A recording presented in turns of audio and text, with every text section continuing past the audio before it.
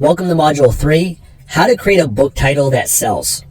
Your title is one of the most important things in selling your book. You can have an amazing book, but if the title doesn't hook people and make people want to buy it, then you'll have a very difficult time trying to sell it. Your book title can make or break your book. So you got to make sure that you put in that extra effort to create a really amazing and compelling book title. So what makes up a great book title? I believe that a great book title can consist of some of the following elements. It contains a title and a subtitle. It looks clean, well written, and grammatically correct. It grabs people's attention and makes them think, I want that. It evokes curiosity or intrigue. It provides benefits that the market and niche wants. It helps to solve a problem or helps them achieve a goal or a desire that they want.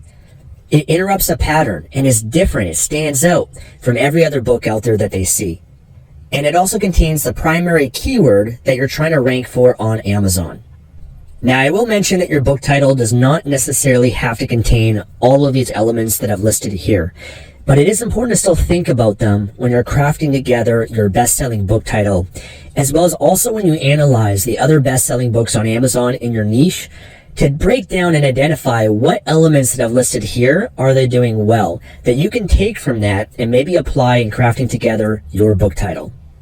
I want you to ask yourself, what is the primary benefit that people in this niche want? Because people buy benefits. That's why they're buying your book. They're buying it because of the benefit that that book can provide for them. So I want you to research the books in your niche and discover what the primary benefits are that these books are offering. Look at their reviews. Look at their good reviews and the bad reviews, because that will really help you understand the customers in this niche and identify what they really want. Why did they buy these other books that are out there that are selling well?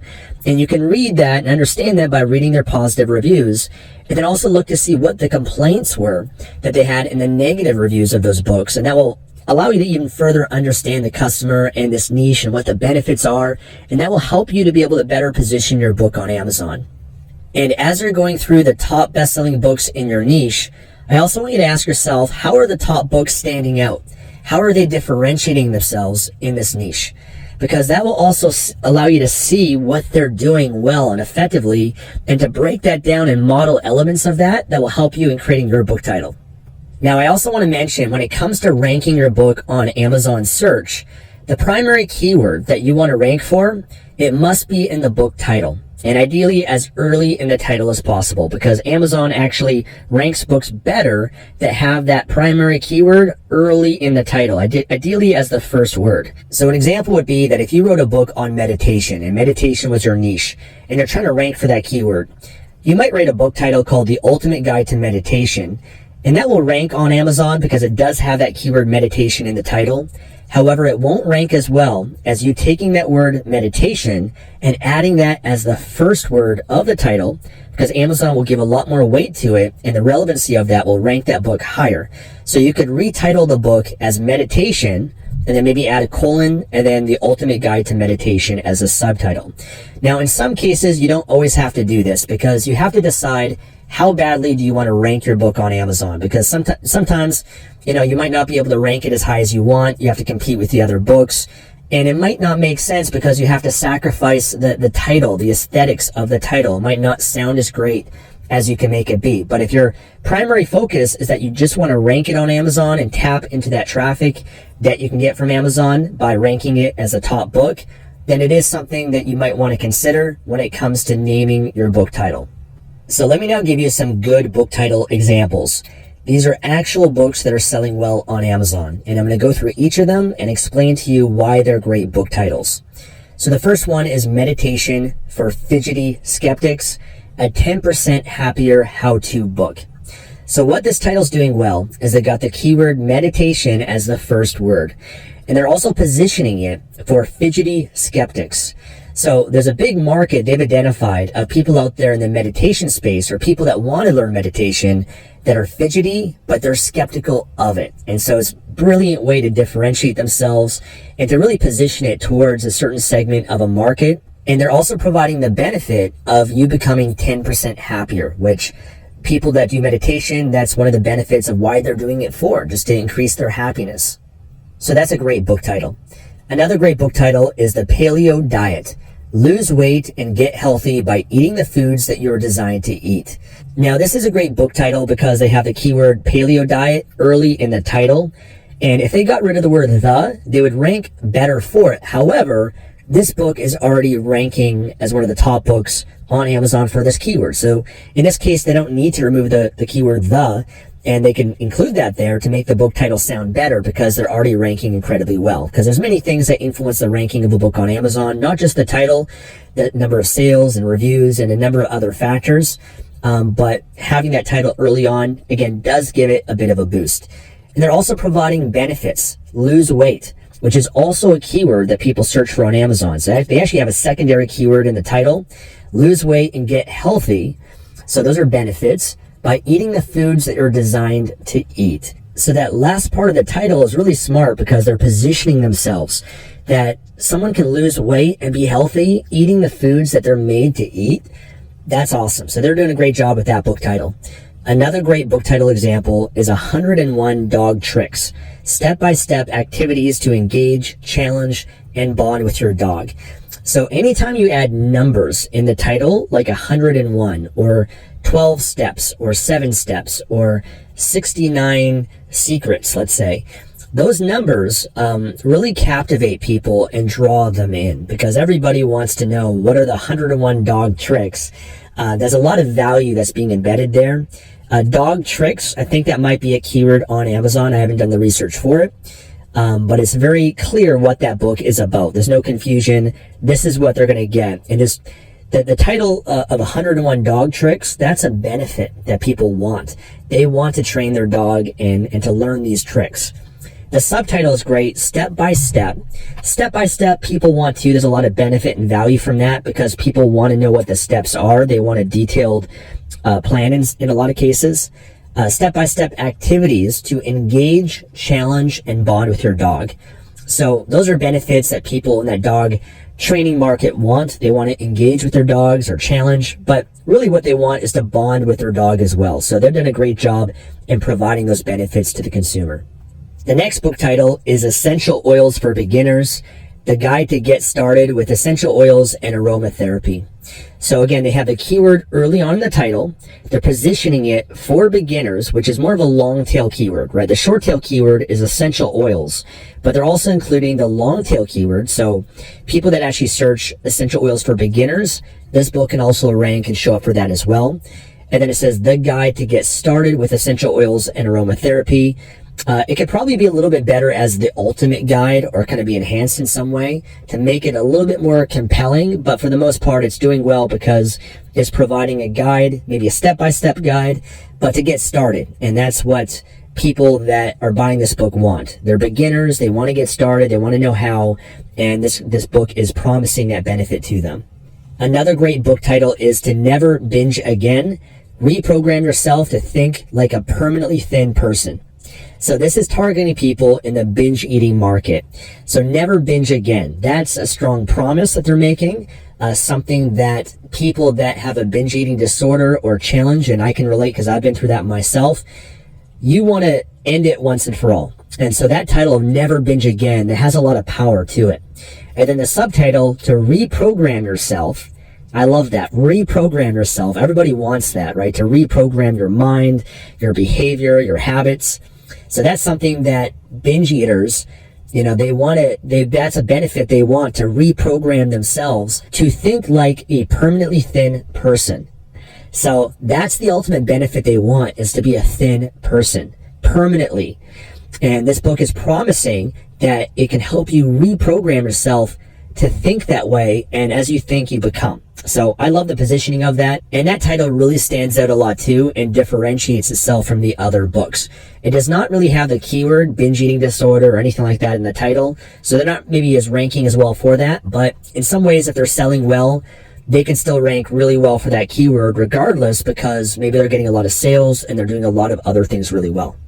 And the last title is Astrology, Using Zodiac Signs and Horoscopes for Better Relationships and Lifelong Success. So what's great about this title is they have the keyword astrology as the first word. So they're going to get a ranking boost for that. And then they've also got a few other keywords as well in the title. So this is an example of a title that's really well keyword optimized. They got the primary keyword and then some secondary keywords in there too. They're not going to rank maybe as high for those keywords, but they're still going to show up on the search results for them and get some benefit from it. So astrology is one keyword. Zodiac signs is another keyword. Horoscopes is another keyword. Okay, so they're ranking for 3 keywords right there. For better relationships, that's more of a benefit that they're providing. So they're talking about how to use those to get better relationships. So they're positioning people in the astrology space to use these things, zodiac signs and horoscopes, more for relationships and lifelong success. Success is a keyword. Relationships is also a keyword too. So it's a really well optimized title. It is providing some good benefits, maybe not as strong or differentiating itself from the other titles, but it's just another example of a title that works and is selling well. And again, you don't have to follow everything in the criteria. You can follow a few different things that I mentioned that make up a great title and craft together one that meets as many of them as possible for you. So now let me break down for you some bad book title examples. So one would just be addictions. So that's a bad title because it's not very clear. It's very vague. It's non-descriptive. It's not that compelling. It's a book about addictions, which is kind of clear. Maybe that's what it's about. But what about addictions? What's the benefit? What's the value? Why would I want to buy this book? And it's not really standing out or really differentiating itself from the other books out there. So if they added more to this title and made it more compelling, more attractive, provided some benefits to it, then it'd be a lot more, it'd sell a lot better, in my opinion.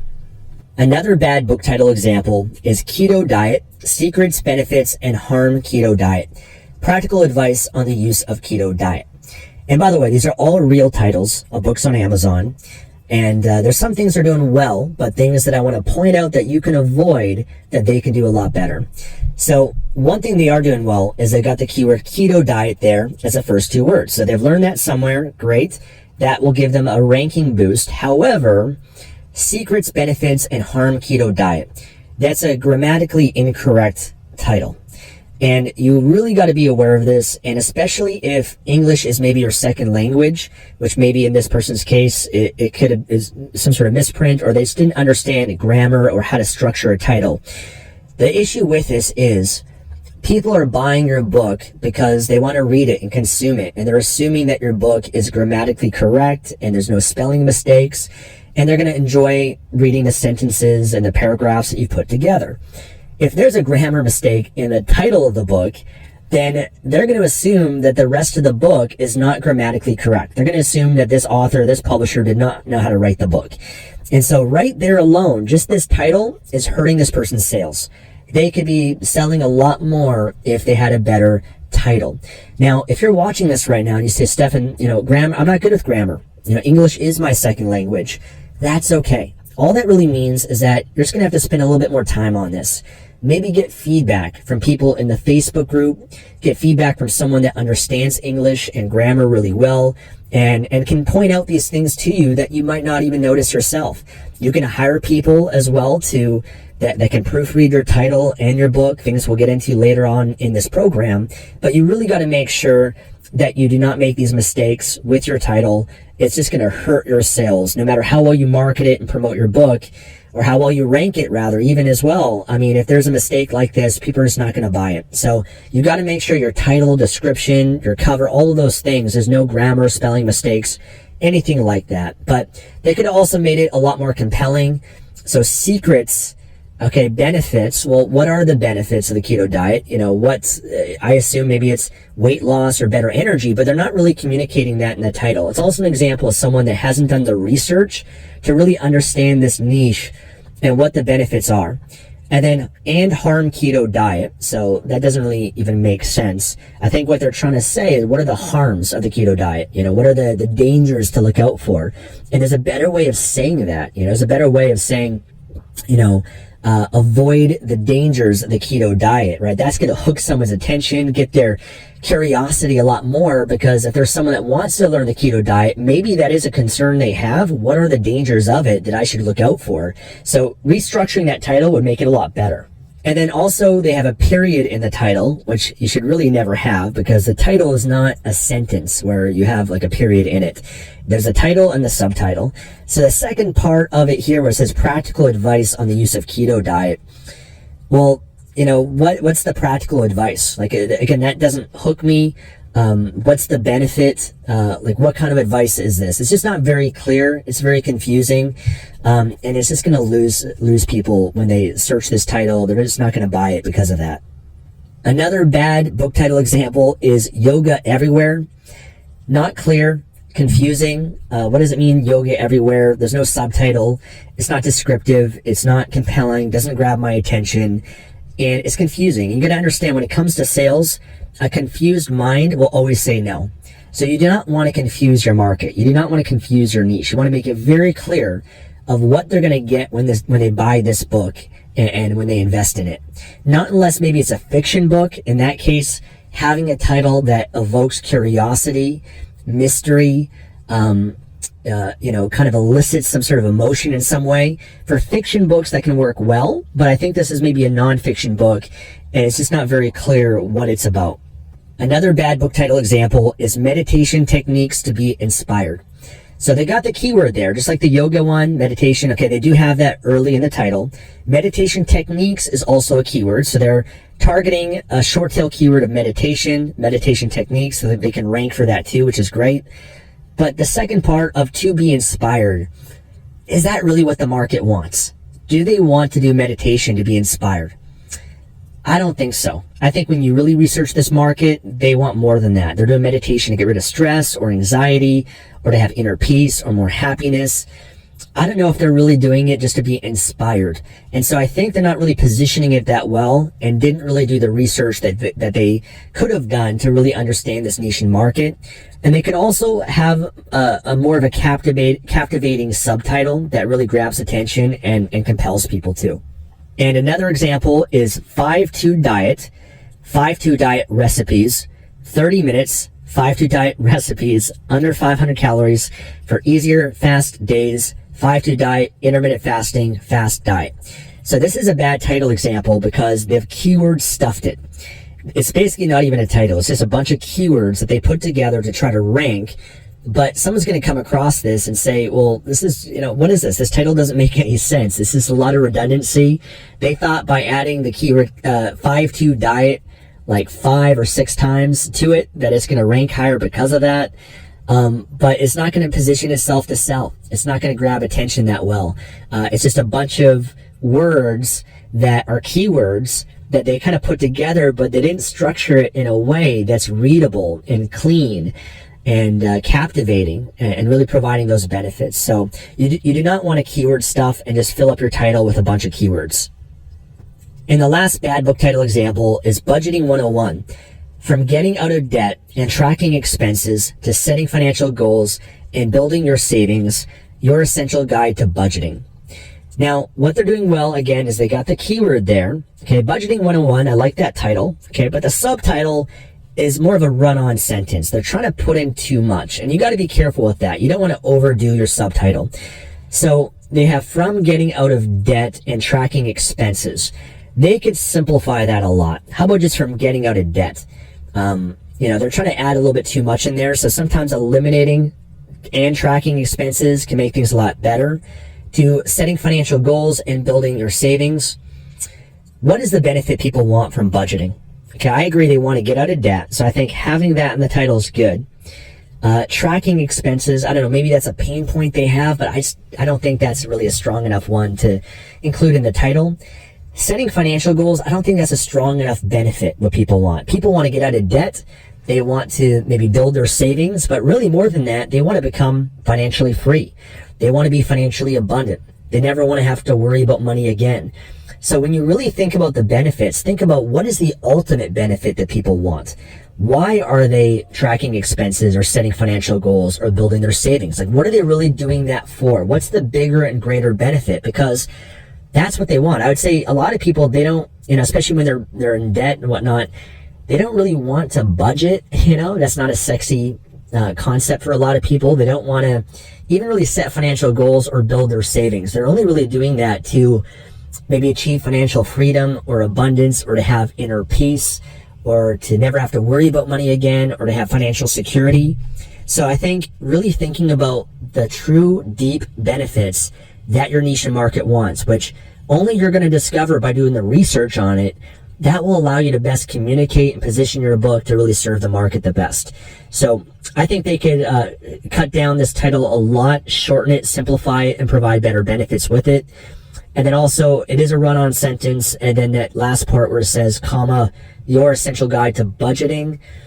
They're just trying to throw a little bit too much in there, and it I think will lose a lot of readers, because readers are sophisticated.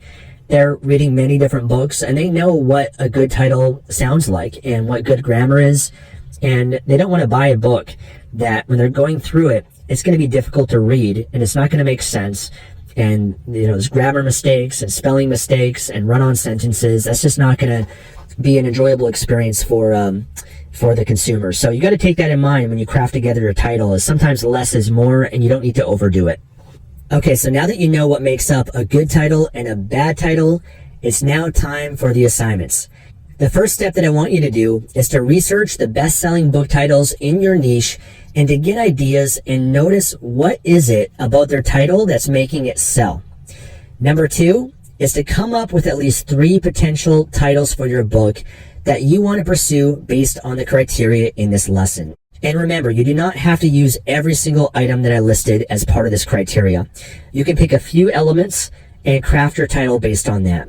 And step 3, choose the best title to move forward with. So pick the best title that you want to move forward with. I'd recommend even getting some feedback from someone else or posting inside our Facebook group to get feedback on it. But pick the best one for you, and that way you can move on to the next lesson and proceed with getting your book out there and publishing it. So thank you so much for watching. I'll see you in the next lesson. In this lesson, I'm going to share with you how to avoid violating trademarks. Understanding trademarks is really important when you're crafting together your book title, because you got to make sure you're not violating someone else's trademark. If you're violating someone else's trademark and you publish a book and you're using that name or that trademark in the title of your book, then you can actually get in trouble with Amazon. Amazon can suspend your book. If you're a repeat offender, they can actually shut down your Amazon account and prevent you from publishing books in the future. The person that owns the trademark could potentially even come after you for the money that you've earned by using their trademark. So it's a really messy situation that you really want to make sure that you avoid to begin with. So I'm going to walk you through how to do a U.S. trademark search to make sure that you avoid using any trademarks. Now, in order to make sure that you do not violate someone else's trademark when you publish your book on Amazon, you want to do a trademark search. And you primarily want to do this search within the United States trademark website, because the U.S. market is primarily where you're going to be selling your book on Amazon and really where you can get the most trouble. So if you go to Google and type in U.S. trademark search, it'll bring you to the website, which is USPTO. I'm going to click this link, and I'll link to that below for you as well. This is known as the United States Patent and Trademark Office. So if you come to this page here and you do a trademark electronic search, it's going to bring you to a page like this. You're going to want to click on Basic Wordmark Search. And then here you're going to type in your book title or even elements from your book title, like the main title, maybe not the subtitle, but certain elements from it. So let me actually give you an example and a story. I remember years ago when I was publishing some books, I had published a book, I think it was called Meditation for Dummies. And I actually got that book that was doing well and selling on Amazon, but it got removed by Amazon because I was violating a trademark and I wasn't even aware of it. The trademark that I was violating was for dummies. Now, I'm sure you might have heard of the Dummies series. There's many series of books that are for dummies, and that's actually a trademark that someone else owns that I was not allowed to use. And I had no idea that I was not allowed to use it, and I learned it the hard way, and I got that book taken down by Amazon. I got into some trouble with it, and thankfully it didn't lead to anything more than that. So I just ended up removing the book, retitled the book, and moved on from it. But it's definitely something that I could have avoided, and something that could have got a lot worse if I did not learn from this and actually do a search in the future with my future books. So for example, if you type in for dummies here on this search, then I can see all the trademarks that are either live or dead, okay, that have been registered, that consist of the keyword for dummies. So you might have to kind of dig through some of this, but here's one that is live for dummies. I'm going to pull it up. And one thing that is important to understand is that a trademark, just because a trademark exists for a certain phrase or words or whatever it might be, does not necessarily mean that you can't use it, because every trademark is trademarked for a different purpose. For example, if you wanted to trademark, like this trademark for dummies, let's actually pull it up here. It says what it's being used for. So digital media, namely nonfiction electronic publications, namely books, booklets, pamphlets, articles, and manuals, recorded on CDs, DVDs, and computers on a wide variety of subjects. So for any of these topics, that is what this trademark has been registered for. So for example, if I wanted to, I don't know why someone would do this, but let's say I wanted to create a restaurant, and the name of the restaurant was For Dummies. It had that name in the title of the restaurant. Because they did not protect their trademark for restaurant use, then you could actually use that name in your restaurant. But specifically for books and what they've outlined here, I cannot use this trademark as a title in my book. So you got to make sure that you are aware of that. Another example might be with one of the book titles that I gave you in the last lesson was called Never Binge Again. So that was the title of their book. And let's say you wanted to create a book with a similar title, maybe using those same words. Well, you'd want to do a trademark search to make sure that nobody owns this trademark. Now, if I do a search like this and it says no records were found, then that's typically a sign that that's not been registered. Okay, that means that you can most likely use it. Now, sometimes you have to dig around a little bit more. I might just type in never binge. Okay, it's still not showing up. Let's just type in binge. And I could dive a little bit deeper. This might be a lot of results, but I could kind of look through here and sometimes just search for one word or two words that might be in your title, and just make sure, again, you're not violating someone else's trademark. So you just want to do some due diligence on this, and before you finalize that book title, just make sure that you're in the clear. It'll give you peace of mind and ensure that you don't encounter any issues down the road. And you could always, if you want to, if your book is selling well, you could protect it by trademarking that name, as well as the brand name that you might come up with later on with your online business, so that you can protect that no one else can use that but you. So that's just another thing I just want to point out that you're aware of before you finalize your book title. The assignment for this lesson is to do a U.S. trademark search for your book title to make sure that you're not violating any trademarks. That's it for this lesson. I'll see you in the next one. And in this lesson, I'm going to share with you how to design a book cover that sells. So by now you should have the title of your book, and now you're ready to move on to the next step of getting your cover designed. One of my favorite websites to get a quality book cover designed at is known as Fiverr.com. And I'll link to this below this lesson for you. But Fiverr is a great website because you can tap into many different freelancers, designers that can design a cover for you. But you can also find a variety of other amazing services at Fiverr.com. It's very inexpensive in a lot of cases. You can get your cover designed for as low as $5, and I'll show you how to do that. But if you come to the website and just type in book cover, you're going to see a lot of freelancers that are offering book cover services. So you can see here, I'll design your book interior, book cover, and ebook. I'll design a beautiful print cover for your book. And a variety, they're all essentially offering the same thing. I like to often search and sort the results by best-selling, which doesn't necessarily mean that they're the best quality, but these are just the best-selling books that are services that a lot of other people are buying. And I'm going to pull up a few here for you. And you can see, they've got, you can see, for example, this person has over 1,000 5-star reviews. This person as well, so they're ranked really well. A lot of people are happy with using their service. This person's starting as low as $10, as low as $5. This person, on the other hand, is starting at $1,000. So obviously there's different levels of quality that you can pay for when it comes to designers. Usually, the more that you pay, you often get a better quality, but it's not always the case. And I'm going to share with you how you can get a quality cover designed without having to spend $1,000 for that. And you can obviously, here when you do your search, you can refine your search a lot based on your price point, delivery time, book cover, whether you want a 2D graphic or a 3D. All this information here you can sort by if you'd like. But I'll just pull up a few here and just kind of share what I see and what I observe.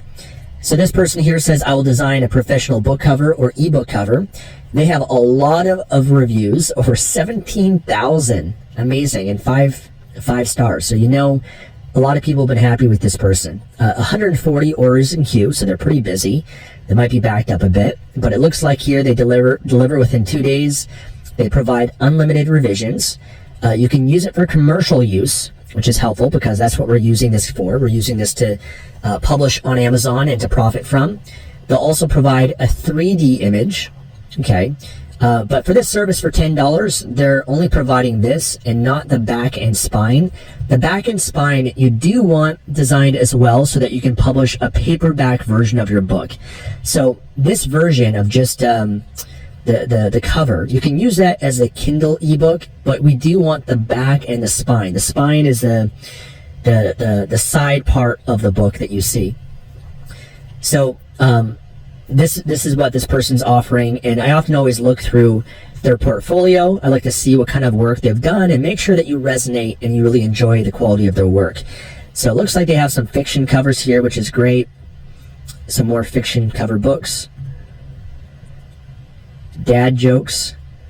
You can often get some good ideas for books too when you scroll through these. Intermittent fasting for women. So this is a 3D cover. It's like a three-dimensional cover, which you don't really need right now. You can use it later on when you do more advanced marketing for your book. But for now, we just want the flat cover version for Kindle and also the cover version for paperback version. So just make sure you like the quality of what they're producing. Okay, so you scroll through that, and then you can learn more about them here. And then here you can see the different packages that they offer. So this person here will do CreateSpace. CreateSpace is the paperback publishing platform for Amazon. So that's for the paperback version. KDP, which you're going to learn about a little bit in the upcoming lesson to set that up, is Kindle Direct Publishing. That's where you publish your books from, your paperback book and your Kindle book. And so you can see here that this service for $20, they'll design the front, the back, and the spine. 2 licensed stock images included. So the stock images are important because that ensures that you can use the rights to the image. So if they find an image, for example, like this is an image that's probably a stock photo, this background image as well, this image of the glass, those are known as stock images. And there's stock images that are royalty free that anybody can use that are more public domain, and there's other ones that you often have to pay for. And so as long as you have the stock image, you're okay, because if you just go to Google, let's say, and you go to, let's just type in meditation, and you have a meditation book, and you go to Google Images, and you just pull and say, you know what, I'm going to use this image or that image, any of these images as the cover of my book. Well, the problem with that is that you might not have the rights to this, or they might not be public domain for someone to use. And so the photographer or the person that created these images that own the rights to it, if you're publishing and using their images without their permission, or you haven't bought the license to use them, and you're making money now off of this image as your book cover, well, that could get you in trouble on Amazon. Amazon could suspend your book, and this person could actually go after you and say, hey, you've been making money off of my work, my image, you didn't ask my permission, and therefore you owe me all this money. So avoid going to Google Images for this. Make sure that you get a stock image, which are what these people are using. So a licensed stock image. So this one here would be good because you can use it for commercial use. 3D image is great. The print ready, the back and spine. The source file would be the original file, like the Photoshop file or Adobe Premiere file that you could own, and you could, if you are a graphic designer, then that could be helpful to edit it in different ways you'd like. And then unlimited revisions, which is always helpful because usually there can be a back and forth process in getting your cover designed, and then the delivery time. And then they typically have more information about the gig. So what you get for $10, 100% satisfaction guarantee. And the great thing about Fiverr is that they're going to want to go above and beyond to make you happy, because this person here does not want to get a bad review from you, right? That's why they provide those revisions, to make sure that you're happy and satisfied so that you can leave a 5-star review. So they're incentivized to make sure that you're satisfied. They have a 100% money back guarantee, which is great. Premium stock image that you can choose from. So he has a library of 50 million images that you can choose from. And he says, to avoid copyright issues, I provide premium stock image at no extra cost for all my customers. And then you can send your own image if you have one. So very helpful for you to look through this. And there's frequently asked questions. You can read the reviews from other people as well, what they're saying about this person. And so typically what you want to do is you want to research a few different options, okay? A few different options for designers. This person starts at $10, but this person starts at $5. So there's many different options for you to choose from, and browse around on Fiverr. Look to find people you like. Look to make sure that it's providing, again, the spine, the back end spine as well, okay?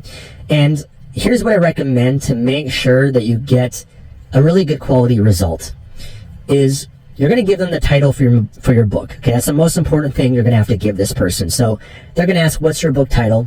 But if you just give them the title and say, design a cover, they might come back and design something that you're not really thrilled by. And I've worked with many different designers, and sometimes, it's great and they blow me away from the start. Other times it can be a little bit frustrating and disappointing because, they just missed the boat on what you wanted. So I found that the more details you can give them, the more examples you can give them, the better. So kind of, communicate that to them when you order the gig. And if you want to, you can also reach out to them in advance and ask them questions if you like.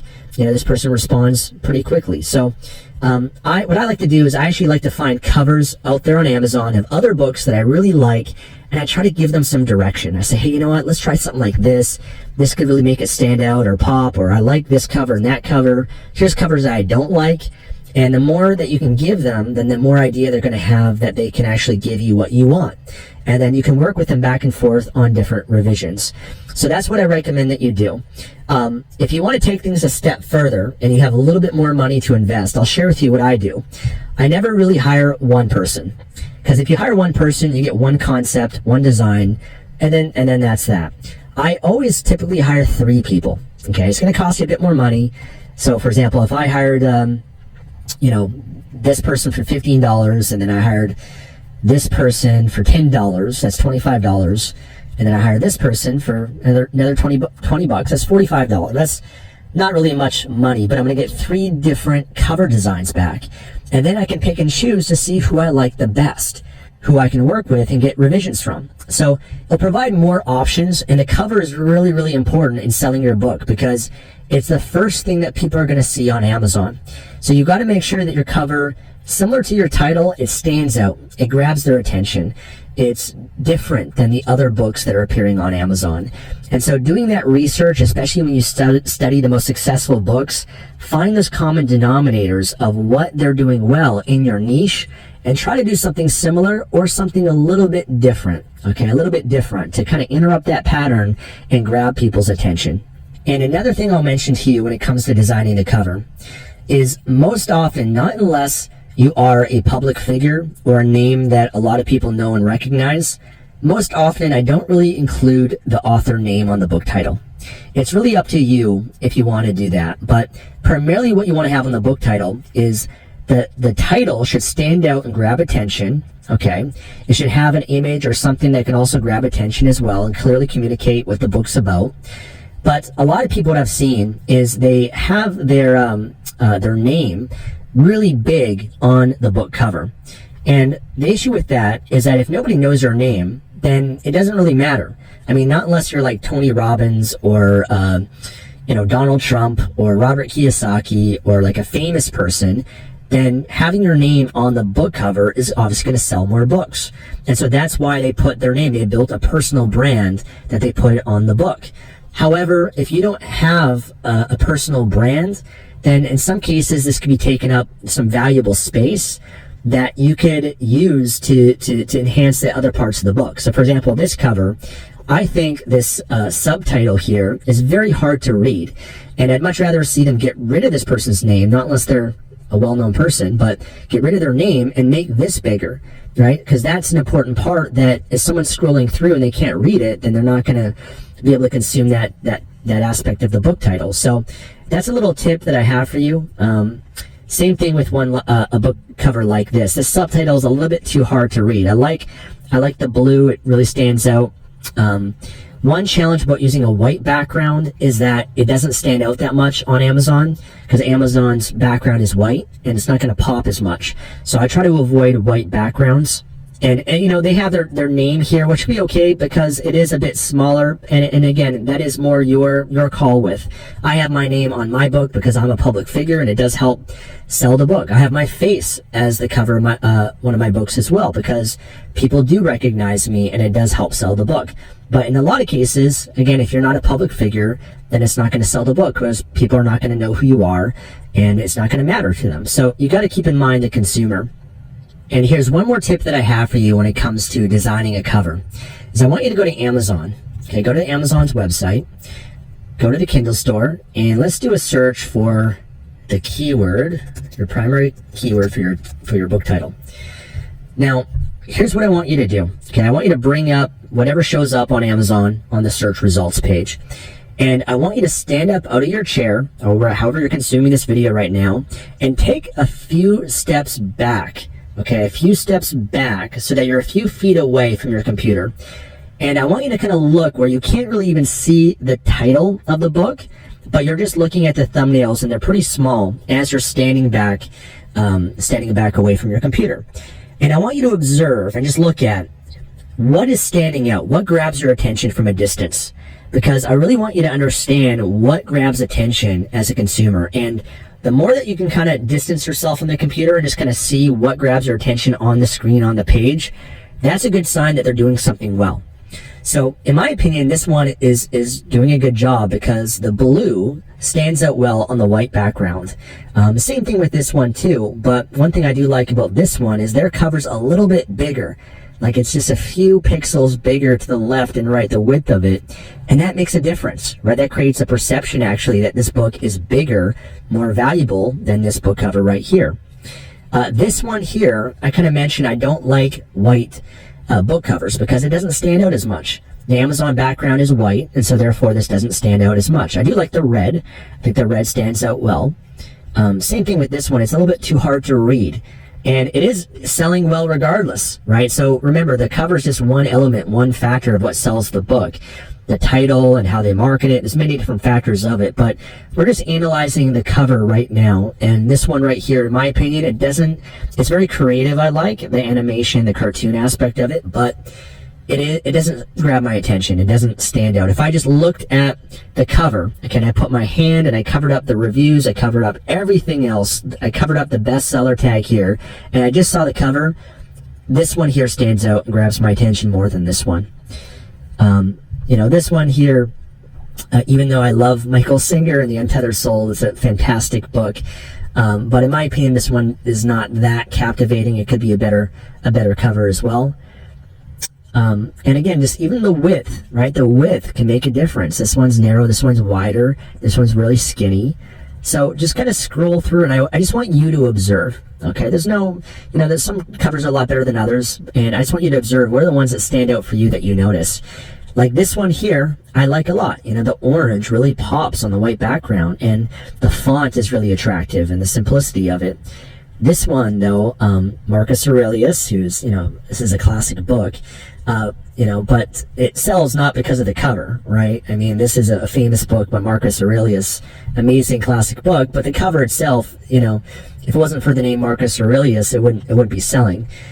So here, when you kind of look on it on the page, you can kind of see it a little bit more and understand it, but remember, a lot of people, they're just going to be scrolling. They're scrolling through. And not unless you can grab their attention in that split second and leave an impression on them to make them want to click on your listing, then you're not gonna attract people to your book. So this book cover could have the font Meditations be bigger, and maybe have a subtitle and grab my attention a little bit more. So I just want you to observe, pay attention, okay? Look at the different covers in your niche.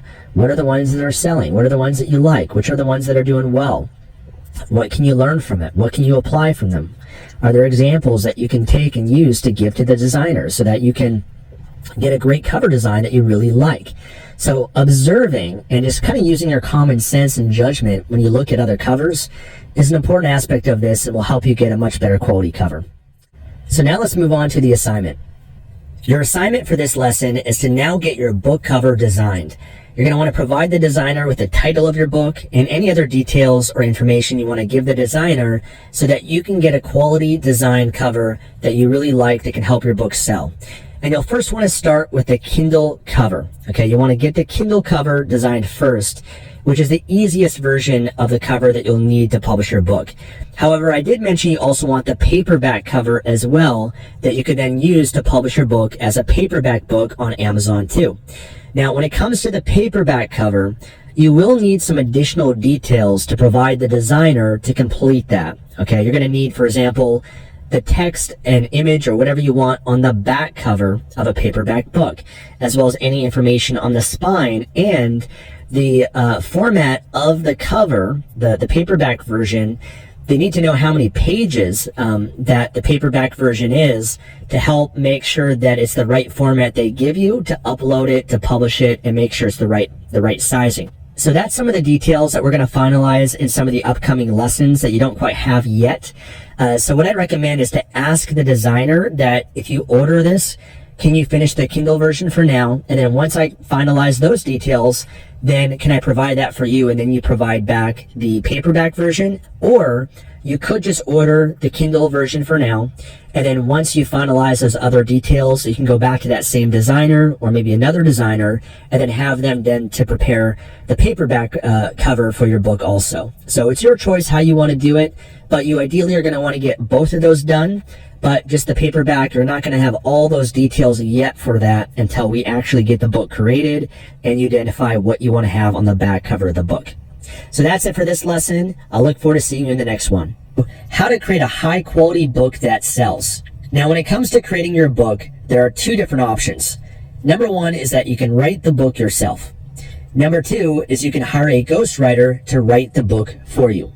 Both options work incredibly well, and I'm going to break down each so that you can decide which one is best for you. So writing a book yourself is a great option for you if you're a good writer and you enjoy writing. Or it's a great option for you if you're very knowledgeable about your niche or the topic that you want to publish a book on. However, it's important to note that you do not have to be an expert. In fact, a lot of authors, they're not necessarily the expert or even the most knowledgeable about their niche, but in a lot of cases, they're a reporter of information. They can research and take information or different studies, or they interview other people that are experts, and they can compile that together in a book and effectively communicate that to a niche or market. So don't necessarily think that you have to be the expert or the most knowledgeable person. It's also a great option for you if you're good at and enjoy researching things. It's also a great option if you're on a budget and you're looking to save money, because it does not cost any money to write a book. You don't have to hire or pay someone to write the book for you. And so therefore, it's just going to take your time to write and create the book. And then also I've found you can often create a higher quality book by writing it yourself. It's not always the case, because in some cases, depending on your writing skills, the ghostwriter can actually do a much better job than you ever could. Even if you're a great writer, there's a lot of really talented writers out there, but it can allow you to ensure it's the way that you want it to be. So that's one thing to consider as well. I will say to be careful if you're a perfectionist, or if you procrastinate, or you take forever to finish things. This is a really important point. For a lot of people that might be good writers or want to write a book themselves, it might not be the best option for them because they're too much of a perfectionist, or they just take forever to get their book out there. And in that case, then they're not going to get in the game. They're not going to have a published book and be able to build their business. I know for myself, when I first wrote a book myself, I was in my early 20s. It's a book on me sharing my dating advice for men, and it took me over a year to write that book. And it's because I was way too much of a perfectionist, and I wanted everything to be perfect, and I made it way bigger than it needed to be. And in that case, For me, I found I don't enjoy writing. It's not I can do it, but it's just not my primary skill set. And in that case, I'm more good at outsourcing to someone else to write the book for me, a ghostwriter, and then I can review it and I can provide feedback or kind of add in my elements to it or add my own words to it and kind of modify it. And so be aware of that. If you know that within yourself, that you're a perfectionist or you're intimidated by the fact of writing a book, if that's you, then it might not be the best option for you. But I do have a program that I created called my 24-hour book program. It is a program I developed sharing how I've been able to write books in less than 24 hours. I have a very efficient way that has worked incredibly well for me for some books that I've written myself and published. So if you need help with that and you do want to write yourself, check out that program. It is more than worth it. Now let's talk about hiring a ghostwriter to write the book for you. This is a great option if you're not a good writer and you don't enjoy writing. I know a lot of people, they hate writing. It's not their primary skill set. And so they'd much rather hire someone else that can do that for them. And they can focus more on the publishing side, or they can focus more on the marketing side. I know for myself, I enjoy more the publishing and the marketing more than the writing. And that's really what we're trying to accomplish in this program, is to teach you more to be a publisher, to build a publishing business rather than just being an author. You can absolutely be an author if you want to as well. What you learn throughout this program can help you do that. But it's usually the publishing companies that are making the most money, right? The authors are talented at writing, but the publishing companies are the ones that are getting it out there, are marketing it, getting the message out there, and really pushing it the most. So in my opinion, I found that the publishing and marketing skills are the more money-making skills. They're the more valuable skills that you can develop throughout this program. It's also a great option for you if your English isn't good enough. Maybe English is your second language and you struggle a little bit with communicating and writing and grammar and spelling. But I do want to note too, you don't have to write in English. In fact, there's some pretty big markets in German and French and Spanish that you could also potentially publish your book on as well. Now, it does change up your strategy a bit and your business model, and you do have to consider and think about your long-term plan. If you want to market and promote your book on Facebook or Instagram or YouTube or a blog, it's going to require you to change your strategy based on a new language. English by far is the biggest market with the biggest potential, but I've got a lot of clients and students that have published in Spanish, in German, French, many different languages that have still done well. So that's something for you to consider. Hiring a ghostwriter can also be a great option for you if you're not a good researcher. Or if you're looking to save time by leveraging someone else to get a book complete faster. I know for myself, I started off writing a lot of books myself, but I realized I could publish more books, or I could focus more on other elements of marketing and publishing or other parts of my business or life by hiring ghostwriters instead. By leveraging other people, I was able to grow and scale more and make more money and reach more people and have a greater impact. So that was something that I considered that I've always valued by working with ghostwriters and delegating that to someone else. It's also a great option if you want to scale and publish multiple books at the same time. You don't necessarily have to publish one book by going through this program. You could publish 2 books, 3 books, 4, 5, 10 books if you wanted to, if you had the ability to do that. In fact, more of the advanced publishers that we have, that's what they do. Now, I do recommend when you're first starting, 1, 2, maybe 3 books is more than enough to start with. But as you gain more experience and you have a system down, you can publish so much more by hiring and working with ghostwriters than you ever could if you were writing all the books yourself. So you can just grow more and achieve more and do more by leveraging others. And it's also an option for you if you're actually willing to invest money in a ghostwriter, because obviously you are paying them for their time or for their work.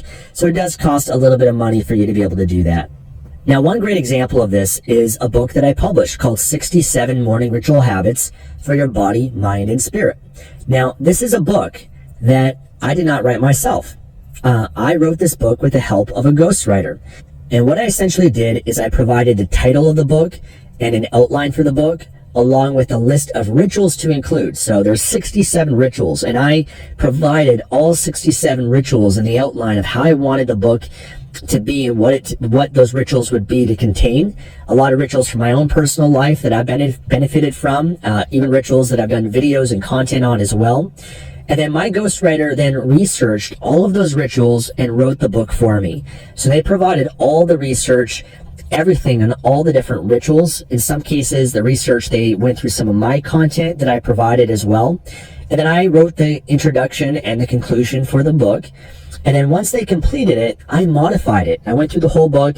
I added a few things. I changed around a few things that I didn't like or that I felt was more in my voice or could sound a little bit better. And I made it more the way that I want it to be. But that was only maybe 5% of the process. The 95% was done by the ghostwriter, all the hard work, the heavy lifting, and I could focus on other aspects of my business and just do the edits and the proofread of it and then be able to get it out there from there.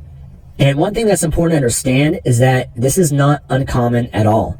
In fact, a lot of famous people, a lot of public figures, a lot of celebrities, a lot of the books that you've read have not been written by the person that you thought actually wrote the book. A lot of celebrities, for example, they're so busy that they're not sitting down to actually write the books themselves. They're working with and hiring ghostwriters, and the ghostwriter is anonymous. They're writing the book for them. A lot of cases, they interview the expert or the person that's going to be in the book and get all the information from them, and then they're writing it and putting it together. So don't think that a lot of these books that you're reading are actually written by the person that has the name or the face on the book. In most cases, it isn't. In some cases, it is, absolutely, but in a lot of cases, it's not. A lot of my mentors and role models, these great books I've read, were not written by the person that I thought wrote them.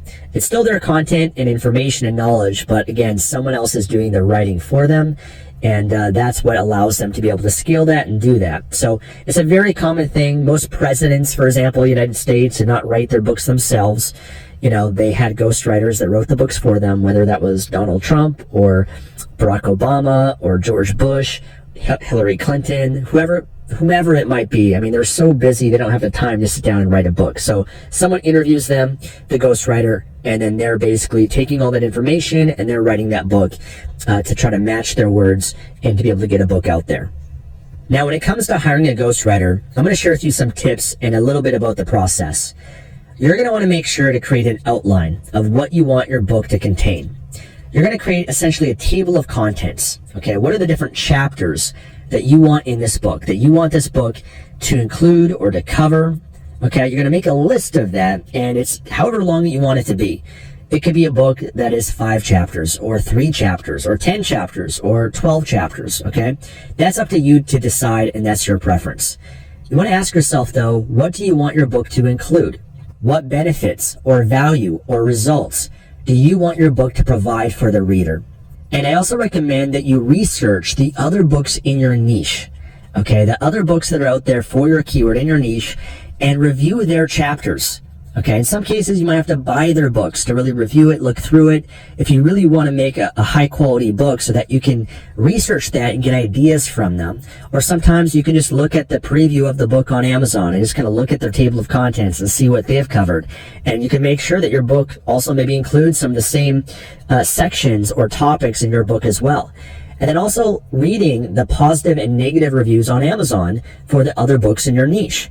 You're going to learn so much about your niche and your market and your customers by going through the reviews. You can look to see through the positive reviews, what was it about this book that people really enjoyed? What did they like? What benefit did they receive from it? And that will help you to be able to construct a high quality book. And then also looking at the negative reviews. What were the negative things that people said about the other books in your niche? What were they complaining about? What was not good enough for them? And that's helpful because that will help you avoid making those same mistakes and trying to cover those things for the reader to make sure that you get positive reviews from your book. So going that extra mile and really taking the time to do your research and preparation and the outline is going to help ensure that your book is really high quality. Now, one of my favorite places to find a ghostwriter is to make a job posting on Upwork.com. I'll link to that below. And you can make a job posting there to find a ghostwriter that will write the book for you. And I'll have another lesson that will go more in depth into that process. Or you can hire a book writing company that already has ghostwriters that can write the book for you. And in some cases, this is a lot easier and faster than finding a ghostwriter yourself, because if you're going to go to Upwork, just be prepared that you're going to have to post a job, you're going to have to review a lot of candidates, you're going to have to review their work, maybe even interview them a little bit too. And there's more back and forth process, and even sometimes managing them to make sure that it's on time and that they deliver the work. And a book writing company can be a little bit easier because they already have the ghostwriters. They already have a manager in place that reviews their work and proofreads it and makes sure that it's original and unique. And before they deliver it to you, they often ensure that it's a high quality book, and you can do revisions with them too. So it can be a little bit more reliable using a book writing company, but keep in mind, I've worked with companies that are low quality, and I've also found people on Upwork that were not reliable. So that's part of any process in business when you hire other people. But I'll share with you a bit of a process that can help ensure that you find the right person, and a few book writing companies that can benefit you that I can recommend that our other users of this program have benefited from. And some other important points is you want to make sure that your book is original and unique. So it cannot have any plagiarism whatsoever. If it's not unique, if someone's taken information that's already out there on Google or a blog or some other website and have copied that content word for word, that's plagiarism, and that will actually get you in trouble on Amazon. Oftentimes when you're doing research, you have to rewrite the content, or the writer does, to be in your own unique and original words. So no copying and pasting, and I'll share with you a process to make sure that you can verify that the work is original and unique. And you also want to make sure that you own 100% of the rights to the book. So you own the rights to sell the book. Okay, you're basically paying a freelancer, you're paying a ghostwriter to write it for you, but you're buying the rights to the book off that person. So that way you can do whatever you want with it. You can publish it under your name. You make 100% of the income from this book. You're just having a transaction with that person. It's no different than when you're getting a book cover designed. You're paying them to design the cover for you, but you own the rights to the cover, that you can use the cover in any way that you want, and you are the owner of that. And I have an agreement that I'll share with you also below this lesson that has a ghostwriter agreement that you can send to a ghostwriter to make sure that you own the rights. And I do have a lot of templates that can help you as well to help save you time. So how long should your book be? Well, this depends on many factors, such as how much value that you want to add through your book. Sometimes you can create a more valuable book by providing more information in it. However, it's not always the case. Sometimes I know books that are 300 pages long that don't have much value. There's a lot of fluff and stories and things that aren't very relevant to the reader that, you kind of wish that they had a shorter book and is just right to the point. But that can be a factor that you might want to consider. Also, how much you want to price your book at. Most often you can charge more money for a book that is a little bit longer. So that can help you to be able to make more money for your book if you want to sell it at the higher price point by having more pages or more content in it. Also, the length of other books in your niche. So you do want to research the other books in your niche, your competitors, and look to see how long are their books, how many pages or how many words are their books. That's important to understand because every niche will be different. I mean, if you're publishing a children's book, then obviously those books are shorter books. Or if you're publishing a fiction short story, then it doesn't need to be that long. Other topics, other niches might be longer than others. And sometimes you can enter into a niche where there's a lot of books that are 200, 300, 400 pages, and you can actually stand out and differentiate yourself by offering a book that's only 30 pages, which a lot of people might prefer to buy instead, because some niches everyone's selling 300-page books for, and they're charging $10 for those books. That could be an opportunity for you to come in with a book that's 30 pages that you only sell for $3, and a lot of people might buy the $3 book that's shorter and more to the point rather than wanting to buy a long book. I know for me, sometimes I don't buy really long books, and I try to sometimes find the shorter books that might be more to the point. So there's definitely a market for that. And it also depends on your personal preference. So it's kind of difficult to answer this. It's more something that every niche, every book will be a little bit different. But I do recommend that your book length should be about 10,000 words or more. Now, there are exceptions to every rule. Okay, I have books that are 5,000 words that still do incredibly well. But 10,000 words or more is a good starting point to ensure that you're providing enough value, and you can always add more to it later as well. But it's really your preference, but around 10,000 is a good point to start with. Now, I also want to mention that there's a category on Amazon known as Kindle Short Reads. These are books that can be read within a time range of 15 minutes to 2 hours. And this is a big market for people that are looking for short reads on Amazon. As I mentioned, not everybody wants to read a long book, and Amazon recognizes this, and that's why they created this category. So starting with a short read is the easiest way to get started, as it won't cost as much money or take very long to complete. And it's also a good way to mitigate risk. So if you publish a book and it's a short read that's only 10,000 words, if the book sells well, then great. That's awesome. You can then improve it. You can make it better. You can add more content and make it better at any time that you want. But if the book doesn't sell well, then it's not a huge failure, as you didn't invest as much money or time to begin with.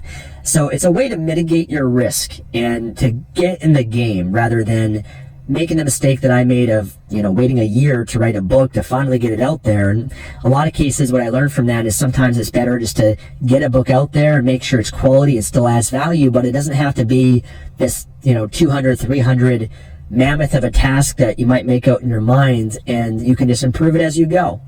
And I'll also mention, when it comes to paperback books, they must be a minimum of 24 pages if publishing through Amazon's print-on-demand service, which is what we're going to be doing inside this program. So we do want to make sure that you can leverage and take advantage of the paperback book market that I'm going to guide you throughout this program, because that's going to be an additional income stream for you that in a lot of cases you might make more money through your paperback book than you will from your Kindle book.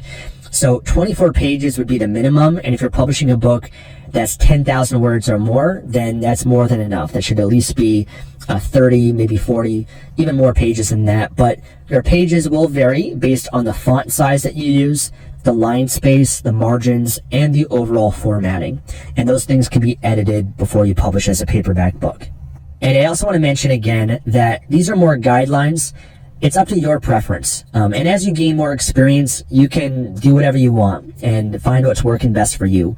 But there are some exceptions to the rules, right? There are exceptions to any guideline. I mean, if you want to go into the children's book market, then obviously those are a lot shorter books, and you could publish books that are 2,500 words and still do incredibly well in that market. So again, understand that every niche, every market is different, and you're going to have to use this information that you now have learned and make the best judgment, the best decision that you can based on the type of book that you want to publish. Now, I want to address a common misconception that a lot of people have when it comes to publishing a short read, which is that they believe that a short read, a short book, is not valuable enough to the consumer. And that's not true. In fact, the quality of a book is not determined by its length. And there's plenty of examples that I could give you of this, but a great example is this book known as It Works. It's known as It Works, the famous little red book that makes your dreams come true. And this book has sold over 1.5 million copies. It's one of my favorite books. It's a book that changed my life. And this book is only 28 pages, okay, but it's a very tiny book. It's a very tiny 28 pages. It's a book that fits in the palm of your hand. And it's an incredible book. And there's many examples out there like that. So don't think that your book has to be 200 pages, 300 pages. As I said, there's a huge market of people that are looking for short reads. And especially in the day and age that we live in today, where people's attention spans are becoming shorter, that they're having a hard time finishing these books that are 300 pages long. They most often now, again, prefer shorter reads. There's a big market for that, just as there is for longer books too. But I just want to provide a different perception, the different perspective for you, that your book does not have to be 300 pages. So what determines a high quality book?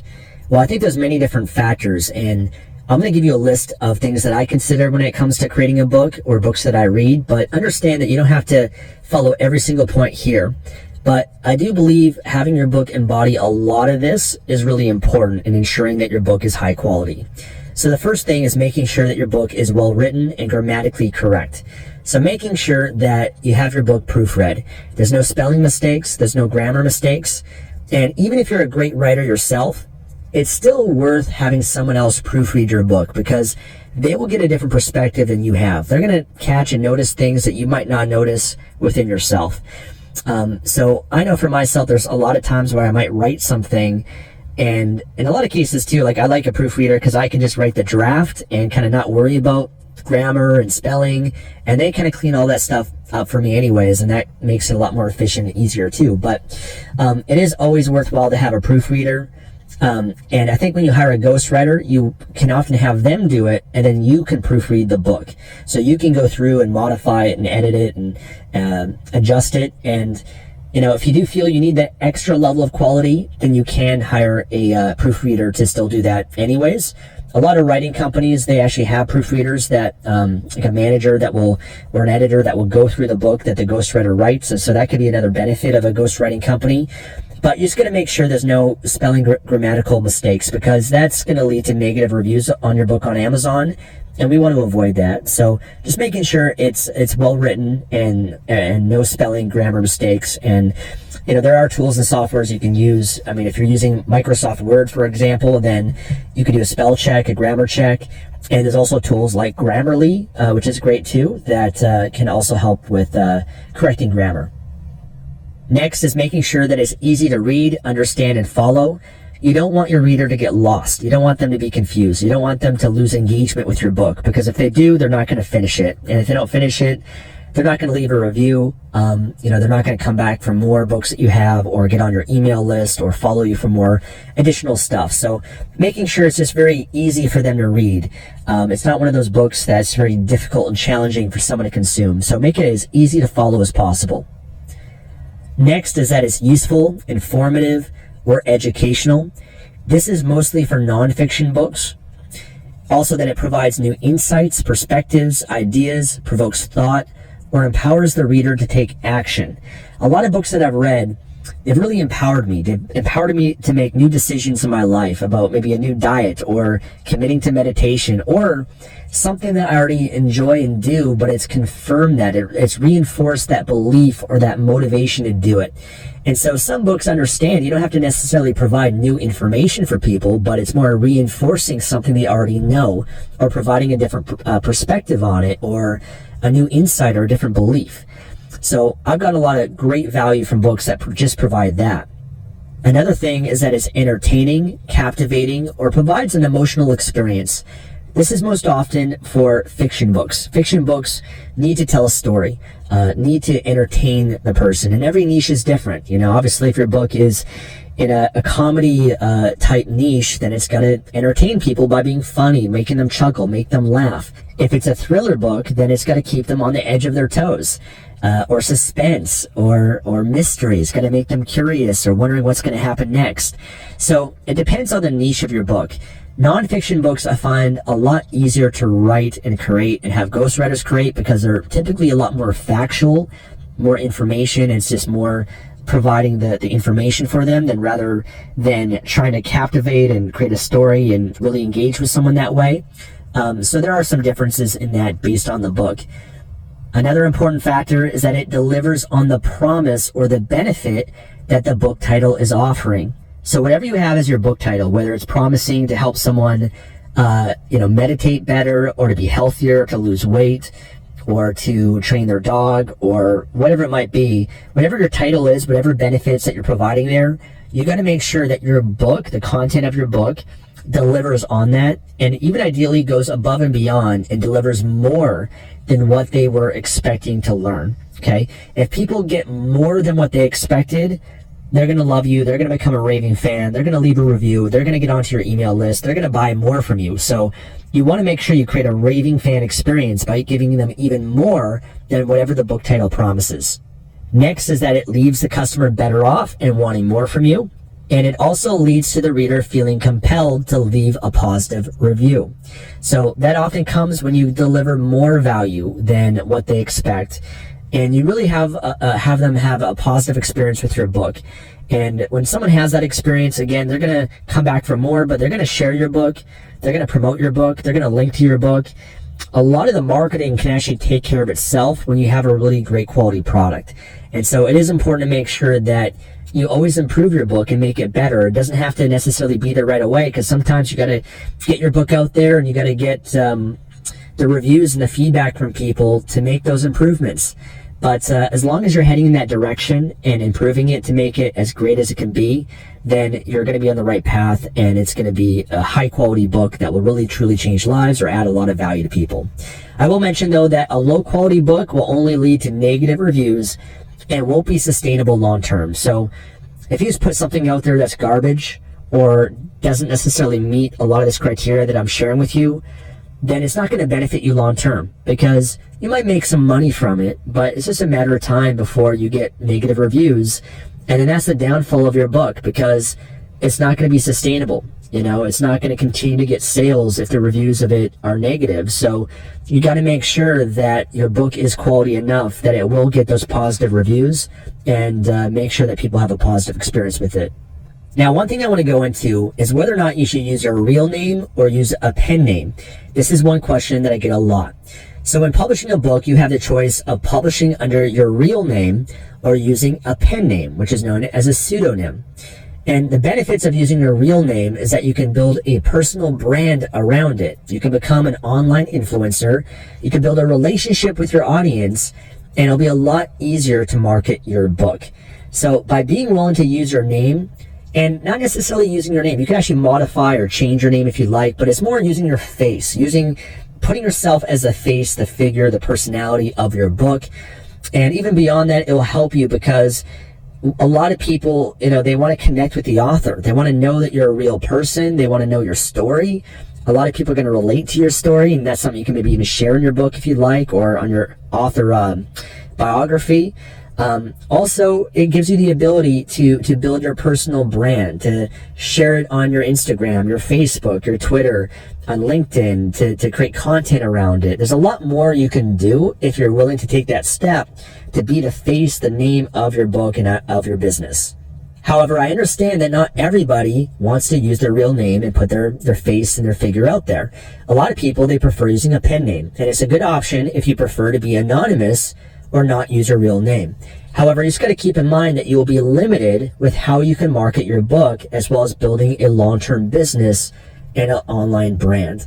So you're going to have a bit of a disadvantage. You're not going to be able to do as much. You're not going to be able to build that long-term brand and that relationship with people, because again, people want to connect with someone. They want to connect with your story. They want someone to relate to. People buy from people they like, know, and trust. However, there have been still great examples of people that have done that and been incredibly successful that way. But I think it's just a little bit harder, a little bit more challenging. And it's still your preference, of course. But if I could choose, I would recommend putting your face, your name out there, or modifying your name if you don't want. You can still use your face and personality, but you could change your name. Okay, and I'm going to talk a little bit about that. So pen names are commonly used, as your author name can become your brand that might be easier for people to remember than your real name. So a lot of people have changed their names because their actual name is hard to pronounce, spell, remember, and if people can't pronounce, spell, or remember your name, and then it's going to be a lot more challenging to build a brand around that. So that's something to consider. I do want to share with you some famous pen names. So Mark Twain is a very famous pen name, very famous author. His real name is Samuel Langhorne Clemens. Mrs. Silence Dogood, the real name of that person was Benjamin Franklin. Robert Galbraith, the real name was J.K. Rowling. Richard Bachman, the real name Stephen King. And even the greatest writer of all time, William Shakespeare, has been said to be a pen name, an identity that is anonymous. So there's been plenty of examples of people like that. And also many other celebrities and public figures have changed their names for personal branding reasons, including Tony Robbins and Katy Perry and Olivia Wilde, Elton John, Joaquin Phoenix, John Legend, Bruno Mars, Jennifer Aniston, Miley Cyrus, and many, many, many more. So that is an option for you to consider. And the last things I'll say when it comes to creating your high quality book is to avoid being a perfectionist. Understand that the way you perfect something is that you publish it and then you make improvements over time. Okay, you make it, you perfect it over time, and you're constantly making it better, because perfectionism is unattainable and it's a recipe for procrastination. And I see this happen time and time again with people, and I want to make sure that that's not you. So understand that perfectionism does not exist. You cannot be perfect, and the way you perfect something is you got to put something out there, and you get feedback on it, right? The feedback helps you perfect it, helps you make it better, helps you improve it. So make sure you don't fall into that trap. And even if it's not perfect, again, just put it out there. It's okay. You can always update and republish your book at any time with the click of a few buttons. That's the beautiful thing about this. With Kindle, it's an ebook, so you can update it anytime. Anytime you can go in to your KDP account, which I'll show you how to do. You can re-upload the new book file, any changes you want to your cover, your title, anything, your description, and press a button, and then within 24 hours, the new version of it's live. Okay, so don't think it's there forever, and that you can never change it. Same thing with your paperback book. Paperback book is a print on demand, so it's not like Amazon prints thousands of books and they have it in a warehouse. They only print the book when someone orders the book. So that means you can update the book at any time, press a button, and then the new version of the book goes out. So don't think that it has to be perfect or that it's set in stone. I want you to understand this is a process. And as long as you have that mindset of just trying to make things better and improve it, then you can build your way to get to having that high quality book that is making an impact.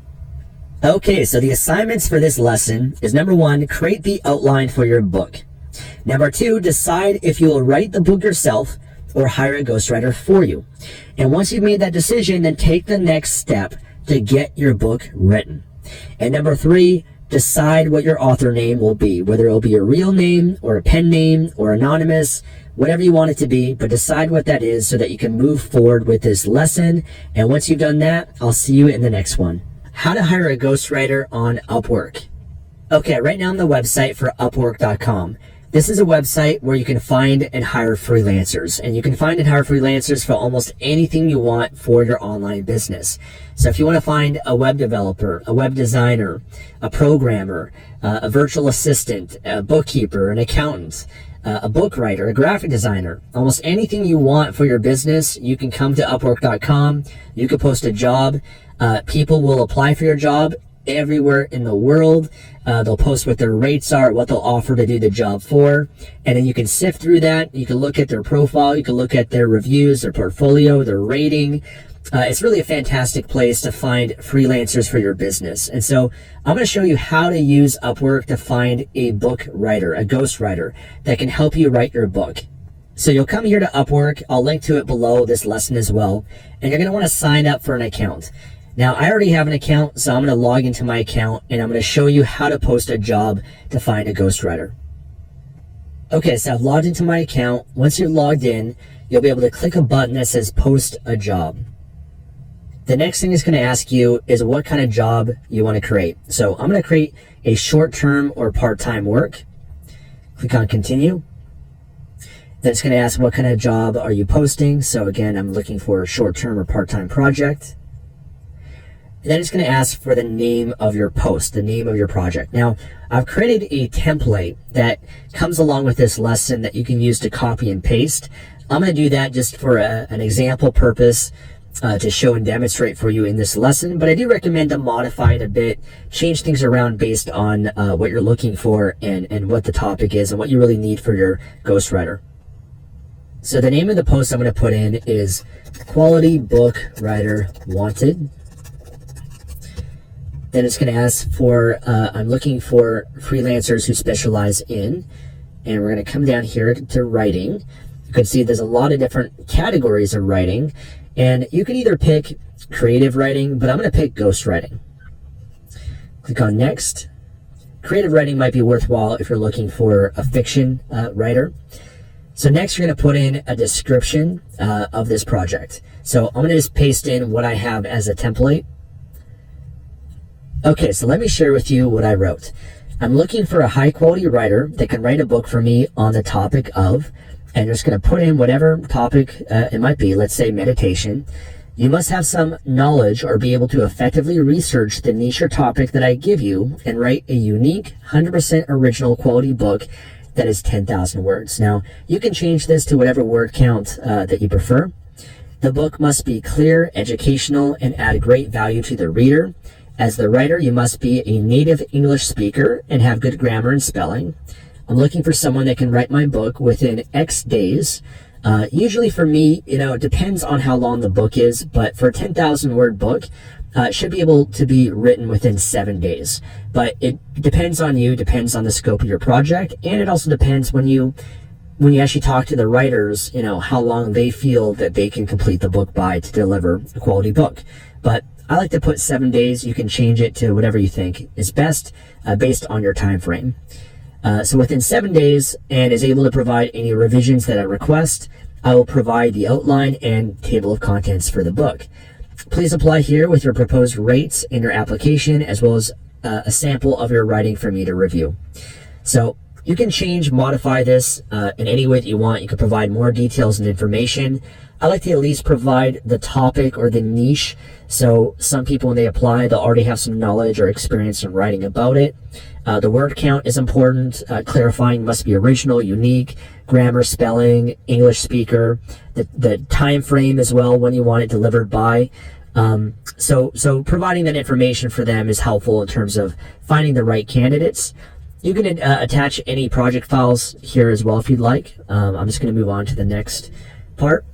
So this would be a one-time project.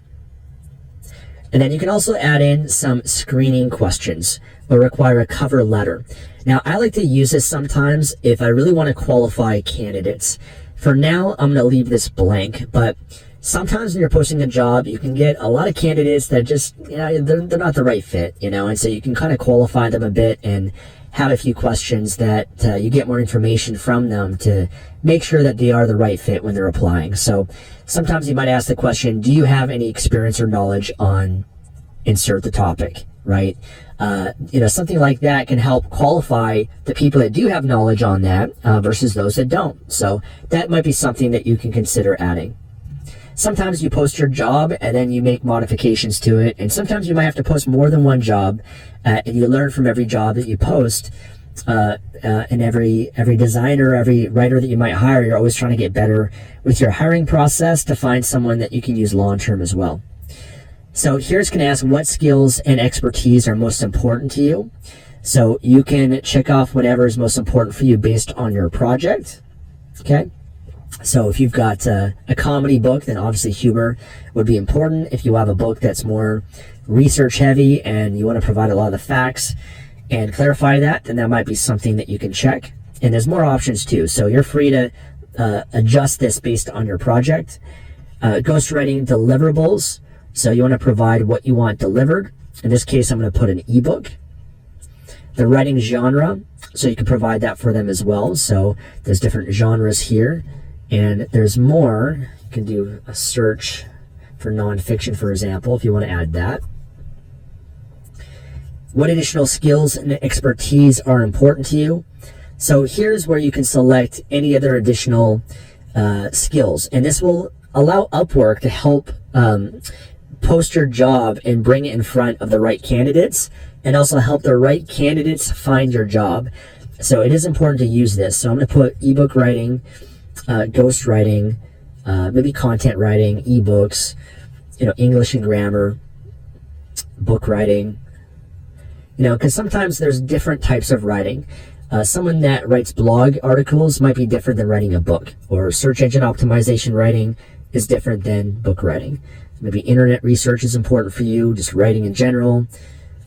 So you can check off whichever ones that are best for you, and you can do a search for different skills as well. Now it's going to ask who can see your job. I want as many people to see this job as possible, so I'm going to select anyone. I want as much exposure, as many candidates as possible, so I like to select anyone. How many freelancers do you need for this job? I'm going to just pick one.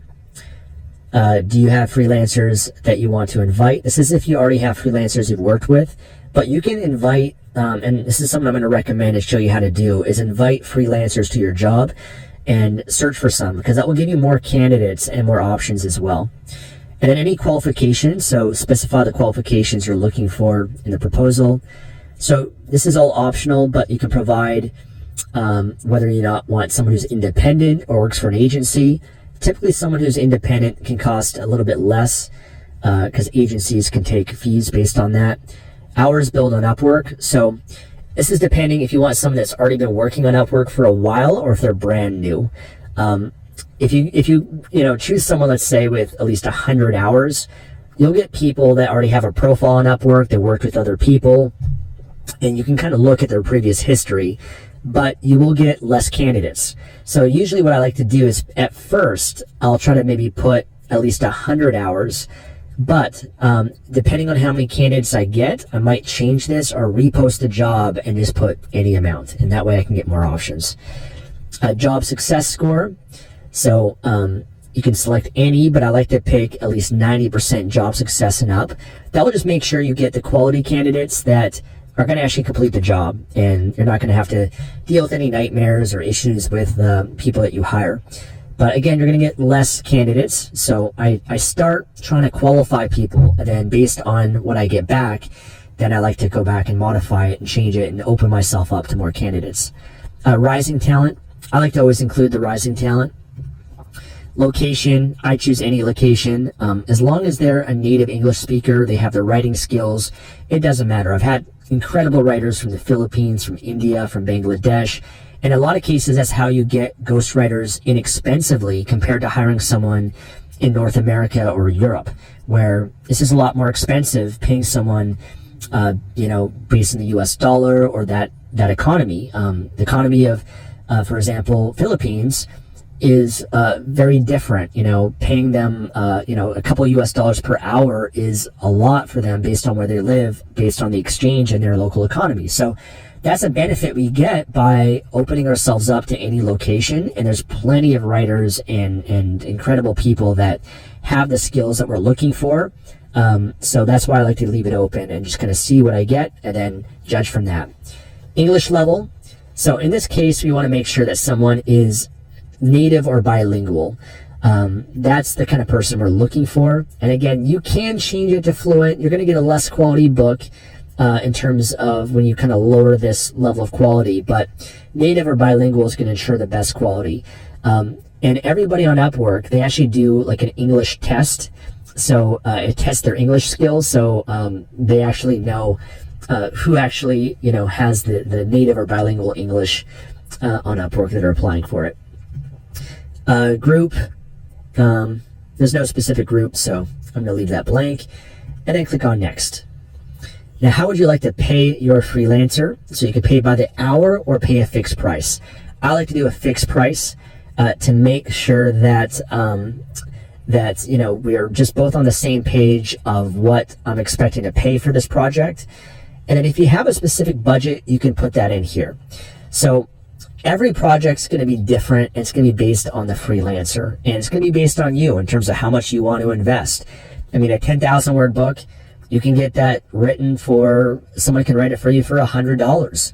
But you got to keep in mind, it might not be the most quality book. It might not be the most quality writer. Now, not always. Sometimes you can get a great deal and find the right person for that. But also in other cases, you got to be careful too, because you don't want to overpay. You don't want to necessarily pay someone thousands of dollars for a book and maybe they don't do a great job. So what I kind of like to do for this is I'll put a budget of $300, let's say. And I just want to see what I get. Okay, I want to see what proposals that I get. And based on that, then I'll come back. If I'm not happy with the people that are proposed, or sometimes people reach out and they're like, I'd love to do this, but I can only do it for $400 or $500. In that case, if they are the more talented person and I feel that it's worth it, then I will do that. I will go up and increase it. But by kind of starting a little bit on the lower end, you're going to get people that will apply probably for $100, $200, $250, and you can kind of gauge from there. And then if you're not happy with those candidates, then I can come back and again, I can change this or launch a new project and see. So I do like to kind of start a little bit small, and people are going to compete on this. So they're going to try to make a good offer that I can't refuse, because depending on how bad they want the work. So that's something to keep in mind. What level of experience should your freelancer have? I'm going to say intermediate. So again, all of these things, there's no like hard and fast rule that I want you to think I have to do exactly what Stefan's doing right now, because a lot of my process for this is you do the best you can and you see what you get. And if you're not happy with what you get, you change your approach, right? Going back to the mindset that I shared, the publishing mindset, change your approach if it's not working. So In a lot of cases, I'll put this something out there and then I'll change my approach. And for you, it might be different than what I'm sharing with you now. You might start at a lower amount based on your budget and your goals.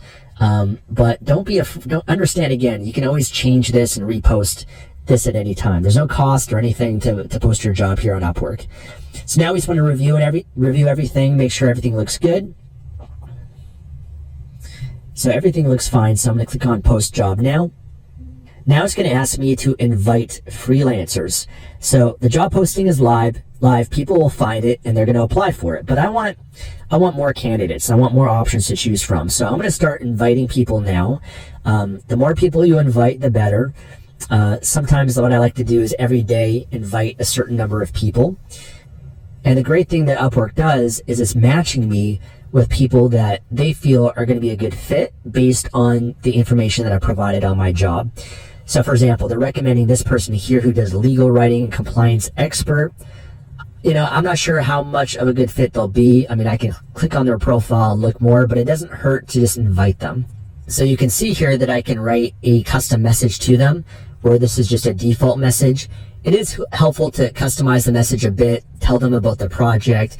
You'll get a better response from those people when you send a more customized message to them. But you can just use the default if you like for now. Click on send invitation. So that person's been invited. And then I just go through here and be careful not being too picky. Even though someone might be more expensive than what you think, they're putting here on their profile $23 per hour.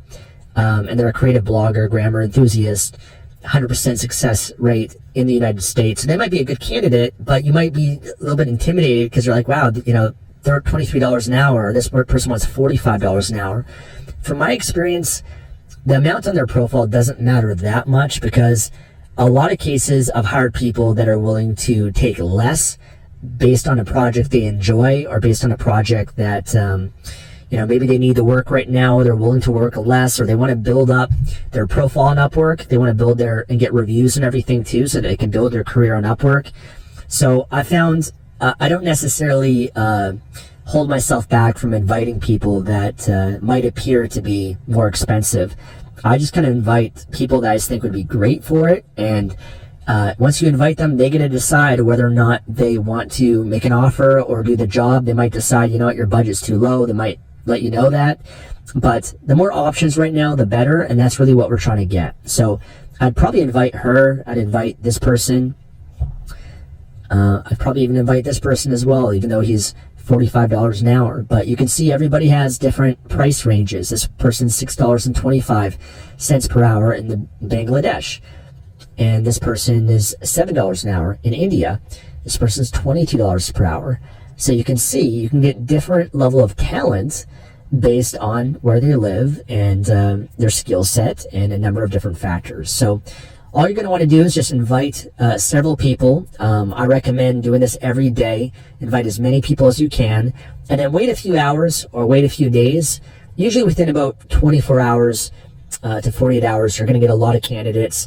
And I'm going to show you some of the candidates that I get and just kind of go over some of them with you and share with you what I look for and what to avoid so that you can make the best hiring decision.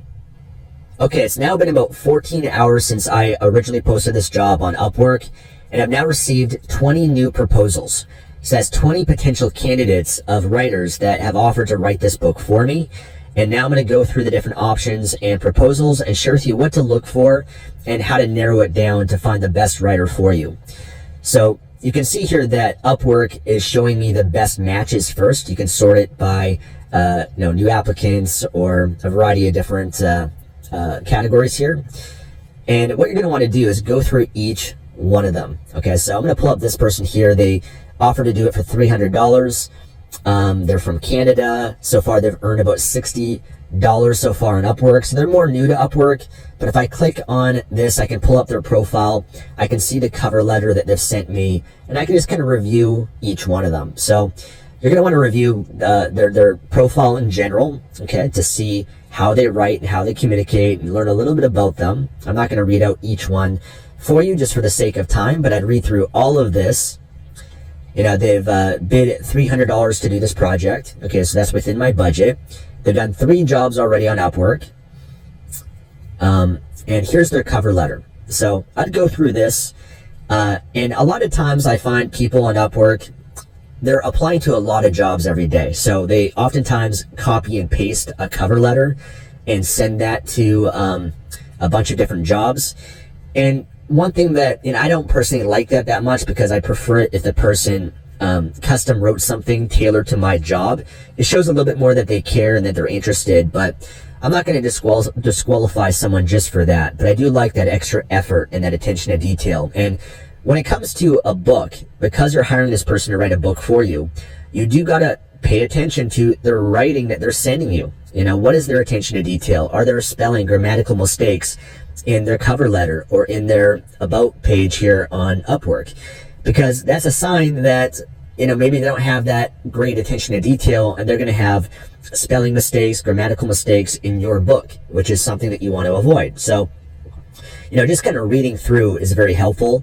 This person sent a sample, so making sure, of course, they actually read the job description that I provided. I asked for a sample, and I always like to see whether or not the person actually read the job description and actually followed the instructions for it. So you can kind of qualify people there too. And I've done in the past where you kind of have a hoop or something that you have in your job description, your job post, and you can kind of tell if they've read it based on, maybe like a hoop that they might jump through or something like that. So it kind of helps to make sure that they are committed to it and they actually did read it. So I'd go through everything here they've sent me.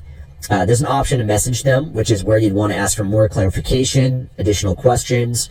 For example, I might ask them, have you ever written a book on this topic before? What's your knowledge on this topic? What's your process for researching things? What is your writing process? How long do you think it would take you to write this?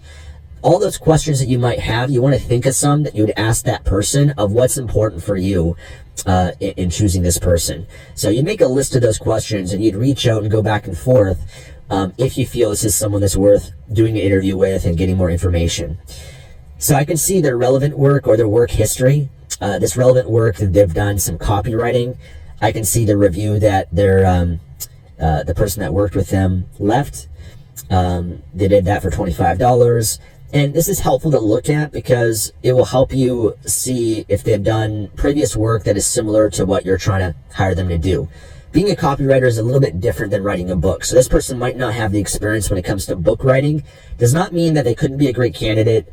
Maybe they could do an amazing job with it. But I do like to find someone that already has experience writing. It's just up to you, your preference, if you want to, try someone out still. But that just means, that's only their work on Upwork. So maybe this person's done work on other platforms or other ways, just not on Upwork. So maybe they've written books before, but it's just not listed here as a job they've done on Upwork. So this person has a portfolio. It looks like they have a ghostwriting portfolio. So I'd click on that. I'd browse through that. Looks like they've done some fictional works. So all things that you just go through and take note of, and it's really based on your preference because you have that vision for your book. You know what you want. You have the outline for it, and it's sifting through this information and asking those follow-up questions to determine who's the best person for you. So I can see their skills. I can see the tests that they've done. So there's different tests that they can take on Upwork. I can see their employment history. I can see their education. So I'd just really go through this candidate and determine if this is someone that I want to consider. I'm going to go back to the proposals. So here's someone from Nigeria. So again, I'd read through this. Just kind of sifting through this real quick. They've said that they've written 146 books written for the Amazon KDP platform. So they do have a lot of experience over 3 years. I'd read through this, make sure that their writing is good, but that's a good sign. So someone that's written a lot of books, I'd love to check out some of these books you've written. I'd love to review some of your work. Looks like this person said he's written in the niches of health and nutrition, fashion, technology, politics, and sports. So it might be an advantage for you, obviously, if they're already written on some of those topics. He's earned over $7,000 so far on Upwork, done 61 jobs. Here's their cover letter. So just go through all the information. Again, he's providing more of his experiences of topics he's written on. and it's very thorough, which is great. And it looks like he has a number of samples here too. So this would be just kind of what I'm seeing so far. Again, I'm not, just for the time's sake of this video, it'd be 2 hours if I read through each one of them. But from what I'm seeing so far, this person would be a great candidate. He even says, I'll sign a non-disclosure agreement. So fantastic. I can go through their work history. I want to look to see what's their history on Upwork. Looks like they've written books here for other projects. I can click on those projects, go through them, and I can, see that they've got 5-star reviews. So obviously these people are very happy with working with this person. So all a great sign. And when it comes to the bid that they've made, understand that you can negotiate with them. Okay, so even though this person's bid $300, okay, $300 for this, I can always come back and say, hey, you know what? That's out of my price range. Would you be willing to do it for this amount? Or I see that in the past you've done some jobs, for $75 or $200 or $240. Are you willing to come down a little bit in your price? So understand you can negotiate. And that's the thing about it, is that you have a lot of options on Upwork. You have a lot of people bidding, and they're all trying to get this job, right? That's why this person's applied for it. So you have the ability with different options. If the budget is important for you, to stick by that, then you can negotiate with them to pick a budget that could be a win-win on both sides. So that's something that's worth considering. Here's someone from the United States. They bid $300. They've done 103 jobs, 93% job success. They're an experienced English teacher, editor, and proofreader. So that's great. And again, I go through their application here, their history. So it could be another great candidate. And I'll just kind of scroll through the different ones. This person is from the United Kingdom. This person's from Australia, United Kingdom, United States, United Kingdom. So as you can see, we're getting people from all over the world: Pakistan, India, Philippines, United States, Kenya. So there's plenty of options of ghostwriters that you could hire from this. I have no doubt that I'd find some really strong candidates just out of this list. There's probably several that would be great candidates here, but it's just really a matter of interviewing them and going through all the information and determining who is the person that you feel can do the best job of this, and sharing with them a little bit more about what you have in mind for your book, the project. You can then provide for them the title of the book and the outline and see what they think and how they respond back to you. I do like to make sure that the person is responsive, that they, sometimes you might interview someone or ask questions, and you'll learn a lot based on how they respond. You'll learn a lot based on if they take 3 days to respond back. That could be like a warning sign, that they're going to take too long to finish things. Or you can tell based on the response how much detail, information, and how thorough they are in their responses back to you. So all those details I look out for when I'm considering candidates for writing a book for me. So that's the process of using Upwork.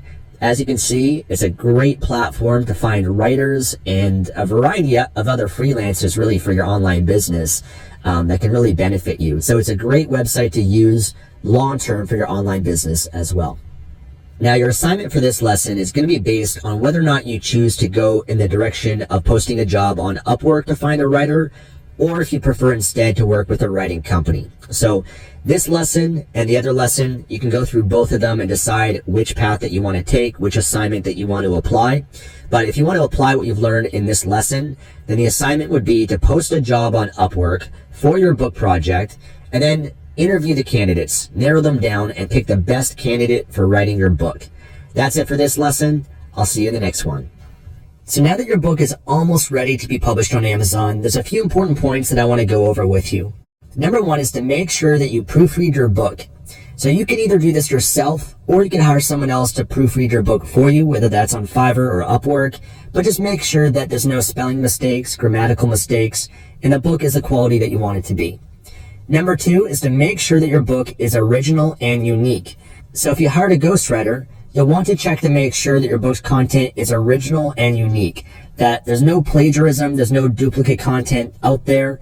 And you can use a website such as copyscape.com to ensure that there's no duplicate content of your book on the internet, because if there is, then Amazon is going to block your book. They're not going to allow you to publish a book that's been plagiarized, and that can actually get you into a lot of trouble long term. So make sure that you do check and verify that the content is original and unique.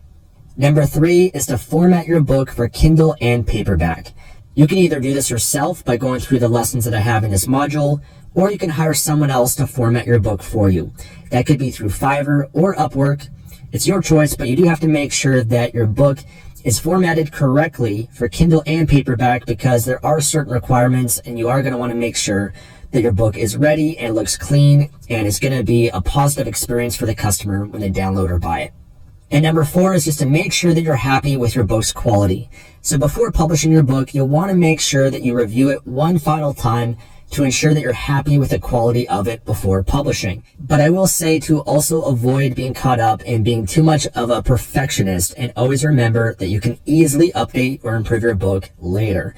So if you catch yourself procrastinating a little bit too much and saying it's not perfect enough or it's not good enough, be careful with that. Oftentimes I just ask myself, will this book help someone? Will it add value? Can one person benefit from this book? And if the answer is yes, then let's get it up there. And if you get a negative review, that's not the end of the world. We can use that to improve the book, make it better over time. So try not to be too much of a perfectionist with this, but do make sure that you have that balance, and it is a book that you're happy to publish and get out there. Your assignments for this lesson, number 1 is to proofread your book. Number 2 is to make sure that your book is original and unique. Okay, and again, you can use Copyscape for that. We'll link to that below. And number 3 is to format your book for Kindle and paperback. Once you've done that, you're ready to move on to the next lesson. And in this lesson, I'm going to be showing you how to format your ebook for Kindle using Kindle Create. Now, Kindle Create is an application that Amazon developed for indie publishers, self-publishers, anyone who wants to format a book, really. And it's very intuitive, very easy to use. So we're going to go over this and show you all the different things that you can do to make your ebook look very professional. Now, the first thing you're going to do is click New Project from File. And opening up here, you're going to see that you have some templates. So you can format novels, essays, poetry, narrative nonfiction with this template. We've got comics with guided views on this template, and textbooks, travel guides, cookbooks, music books. So it's basically a pick your poison. Whatever it is you're working on, pick the right template. Over here, you're going to pick the right language, really important. Whichever language you need to work in as you use this application. Make sure you choose that here. For the files that you can upload to Kindle Create, you can do a PDF, or you can do a Word doc or docx. So we're just going to click on this, and then I'm going to upload Stefan's 67 Morning Ritual Habits for Your Mind, Body, and Spirit. This book was actually very beautifully formatted. I had to go in and deformat it so that I could give you guys a good example of how to use this. What's going to happen here is it's going to import and convert your document for you. And while you're waiting, you're given some handy-dandy instructions. Take your time to read those. Okay, it says import successful. So what you're going to do is hit continue. And they're going to attempt to make this very, very easy for you by offering to format everything when it comes to chapter title elements. So they're going to automatically find and apply potential chapter title elements in your book. Chapter titles add to the Kindle table of contents and format your chapters according to the current template that they have. And I'll go over the templates that they have in a minute. So you can have a chance to review and approve the suggested titles. So you can do this and have them decide what is a chapter, what they consider as a chapter, what they consider as a subtitle. But I remember one time allowing this to go through and realizing that they had assumed that lots of the subtitles were actually chapters. So I had a lot of sections broken up that actually needed to be in just one chapter. So you can click Get Started and see what they pull up and just make sure that these are actually titles of chapters and that they haven't broken up your chapters into more sections than they should. If you feel like everything looks okay and that these are the appropriate chapters that should be in here, see, I'm pretty sure that for Stefan there were actually a lot of subsections in here, he probably wouldn't have sat there and thought, yeah, every single one of these should be a chapter. So probably if you feel that they got it right, you can hit accept, or you can just hit reject all, and then you go in and format it all yourself, which is also very simple to do. With Kindle Create, you can prepare an ebook and paperback from the same file. Now, it's talking about how there's limited support for tables, footnotes, and endnotes. That doesn't mean you can't have them. That just means you can't create them within this program. If you've already got them in your Word document and you upload it, it's going to be just fine. It'll already be there. That just means you can't really tweak it or fix it or add more within this program. So just to be aware of that, if you're creating a nonfiction book and you've got lots of footnotes, make sure you have those footnotes already formatted before you do this. After importing your file, you're just going to work on style. You're going to apply formatting elements to your title pages and your chapters. One thing I want to talk about, even though this is about ebook, it also creates paperbacks, and so it will show the left page headers as your author name, and the right page headers as the book title. Now, headers and footers are always such a nightmare when it comes to formatting for a lot of people, and so this just does it automatically. You don't even have to worry about it. Please and thank you. Kindle Create automatically sets page numbers to begin at your first chapter. So if you want page numbers to start at a different chapter, you just change the setting, and I'll show you how to do that. So as you can see, it gives you a lot of nice little instructions before you get started. If you want a table of contents page, you can insert one. And the way it works is for ebooks, readers just tap the table of contents entries to go to a specific chapter. So it's all hyperlinked for an ebook.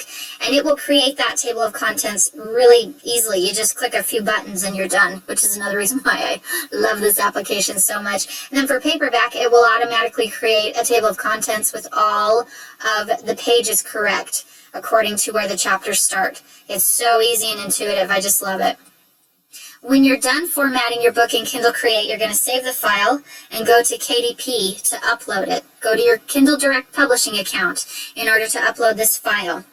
Now, for paperbacks, it's going to adjust. That's what's so great about this file, is that it will quite literally adjust to any trim size you choose. That's not generally the case with Word. With Word, you have to format according to specific trim sizes. You don't have to worry about any of those margins or trim sizes or page numbering issues when you do it with Kindle Create, because it is directly developed to coincide with Kindle Direct Publishing. So you just make this. You don't have to worry about 6x9, 5x8. It will already adjust everything no matter what you choose when you're publishing in Kindle. Very, very easy. So now this is what we're going to see as our interface, what we have to work with. The first thing that always pops up is this, hey, let's save this sucker. And of course you absolutely can. And what's nice about this is that you can be reminded to save every 5, every 10, every 15 minutes. I'm just going to pick 1 hour so that we're not constantly being reminded to save.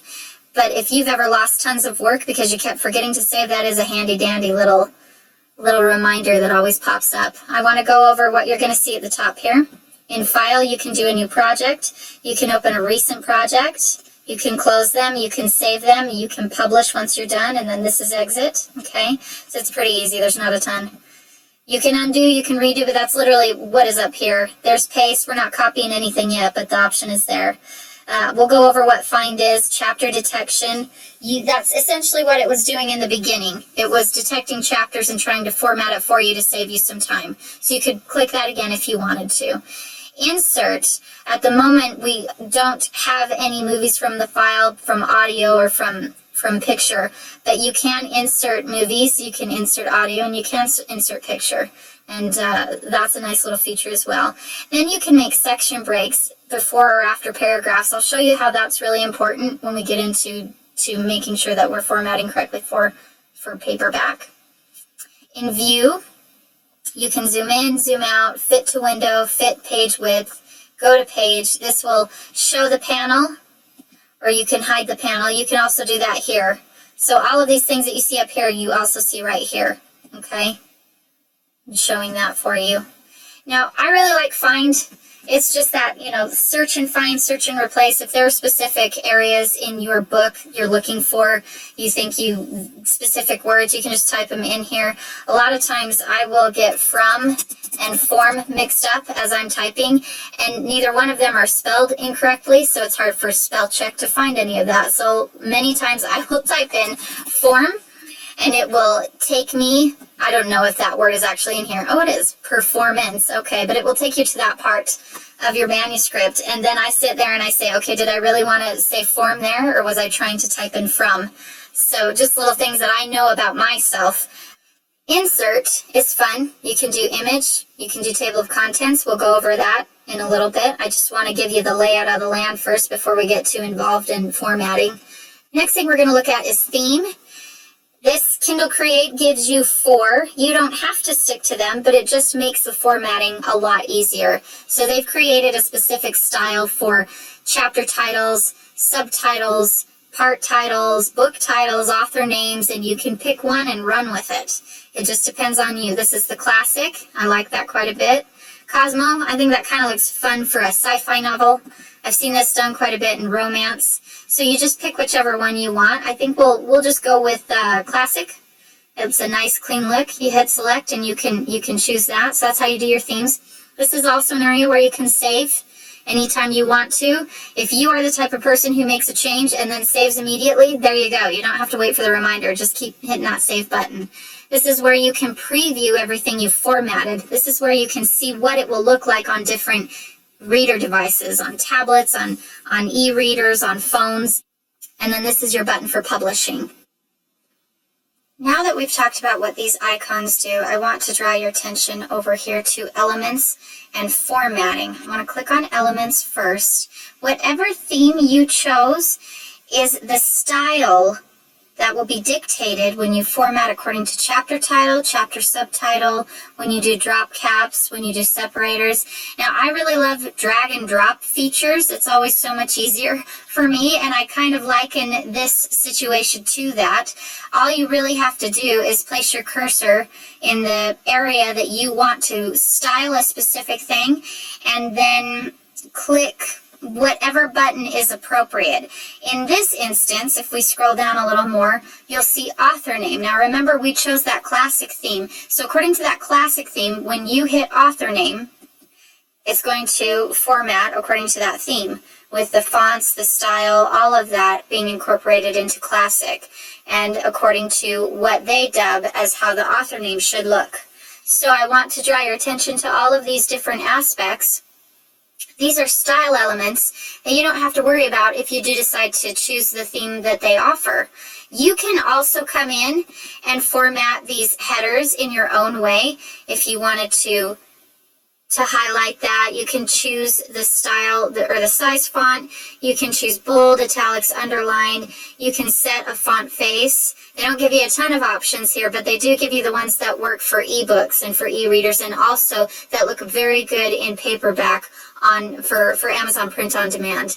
And then, of course, the ink, color of ink that you choose. Okay, if you were to come down here, it gives you advanced options. We can go through those in a minute. But mainly what I want you to pay attention to is the elements of formatting at the moment, the different styles. So if you want to deal with other styles other than the themes that they have, that's fine. You can create your own through here.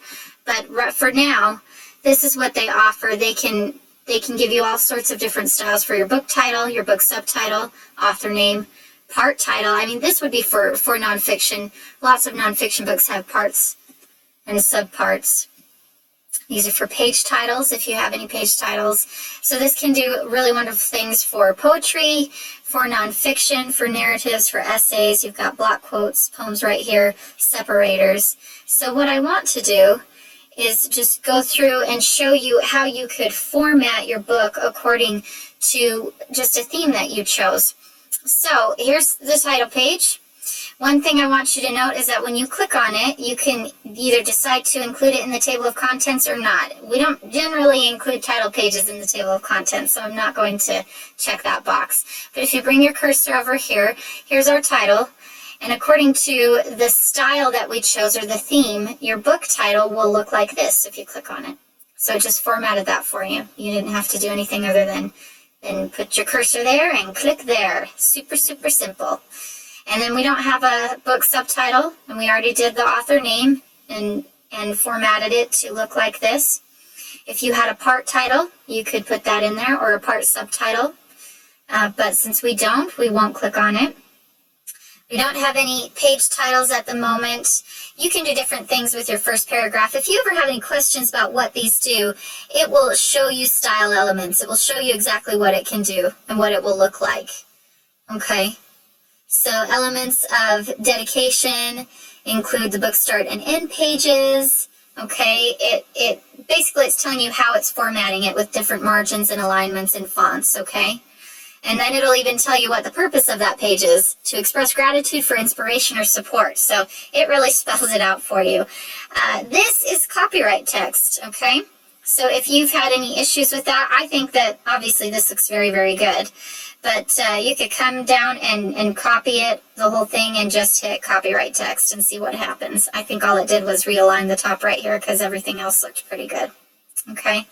And then you get to your chapter titles. Now, this is for the book body, and what I want you to know is, yeah, they have block quotes and poems and things like that, but so you don't have to keep scrolling back and forth. The main stuff you need to deal with for the body when it comes to formatting is chapter title, the subtitle, the drop caps, and separators. If you have a lot of different block quotes, you can go in and take a look at those.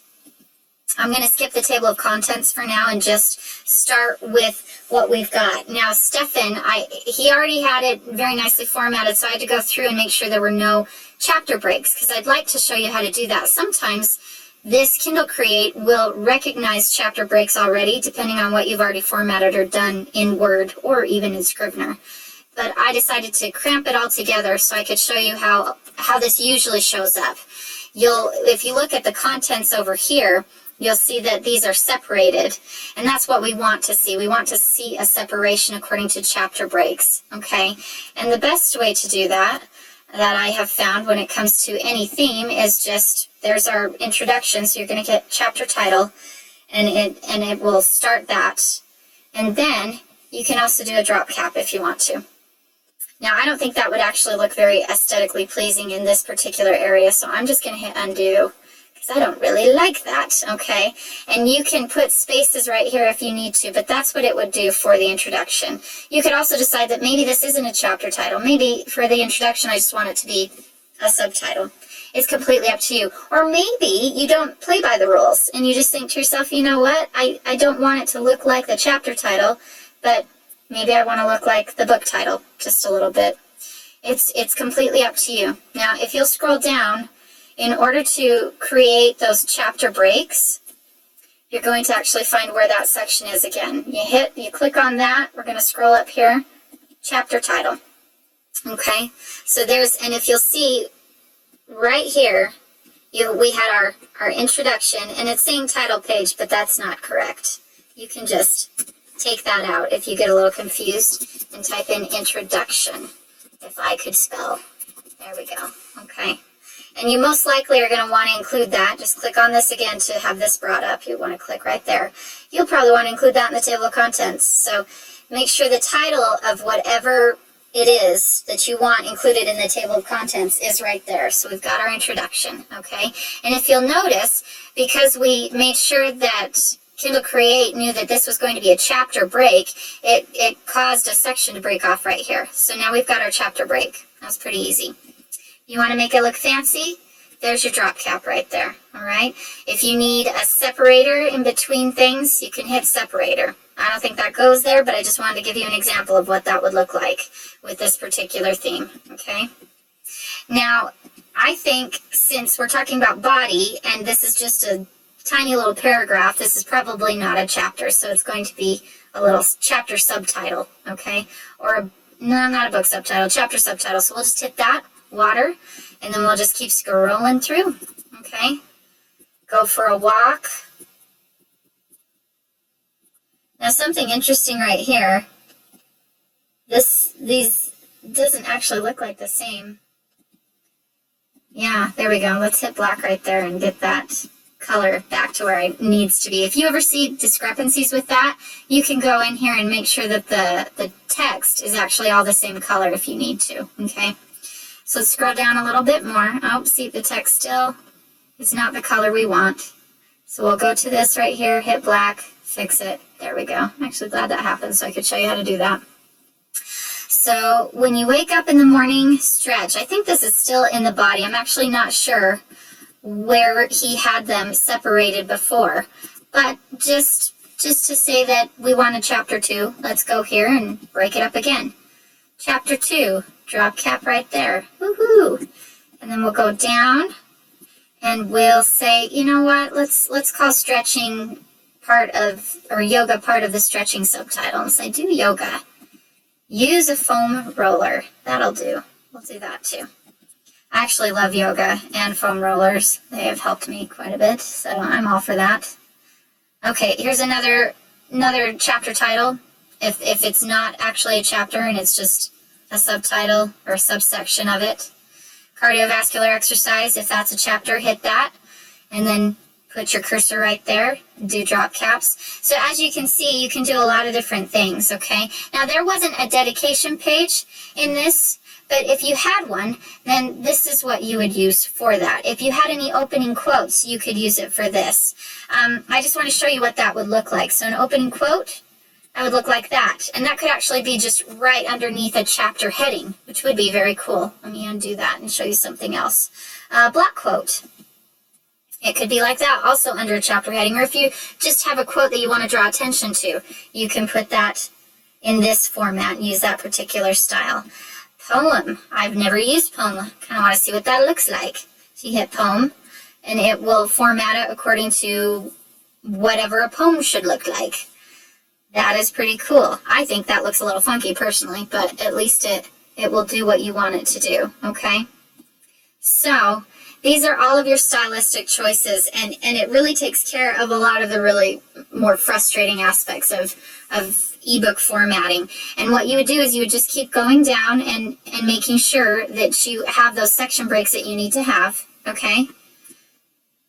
Whether it's a chapter break or whether it's just the subtitle, you decide, okay?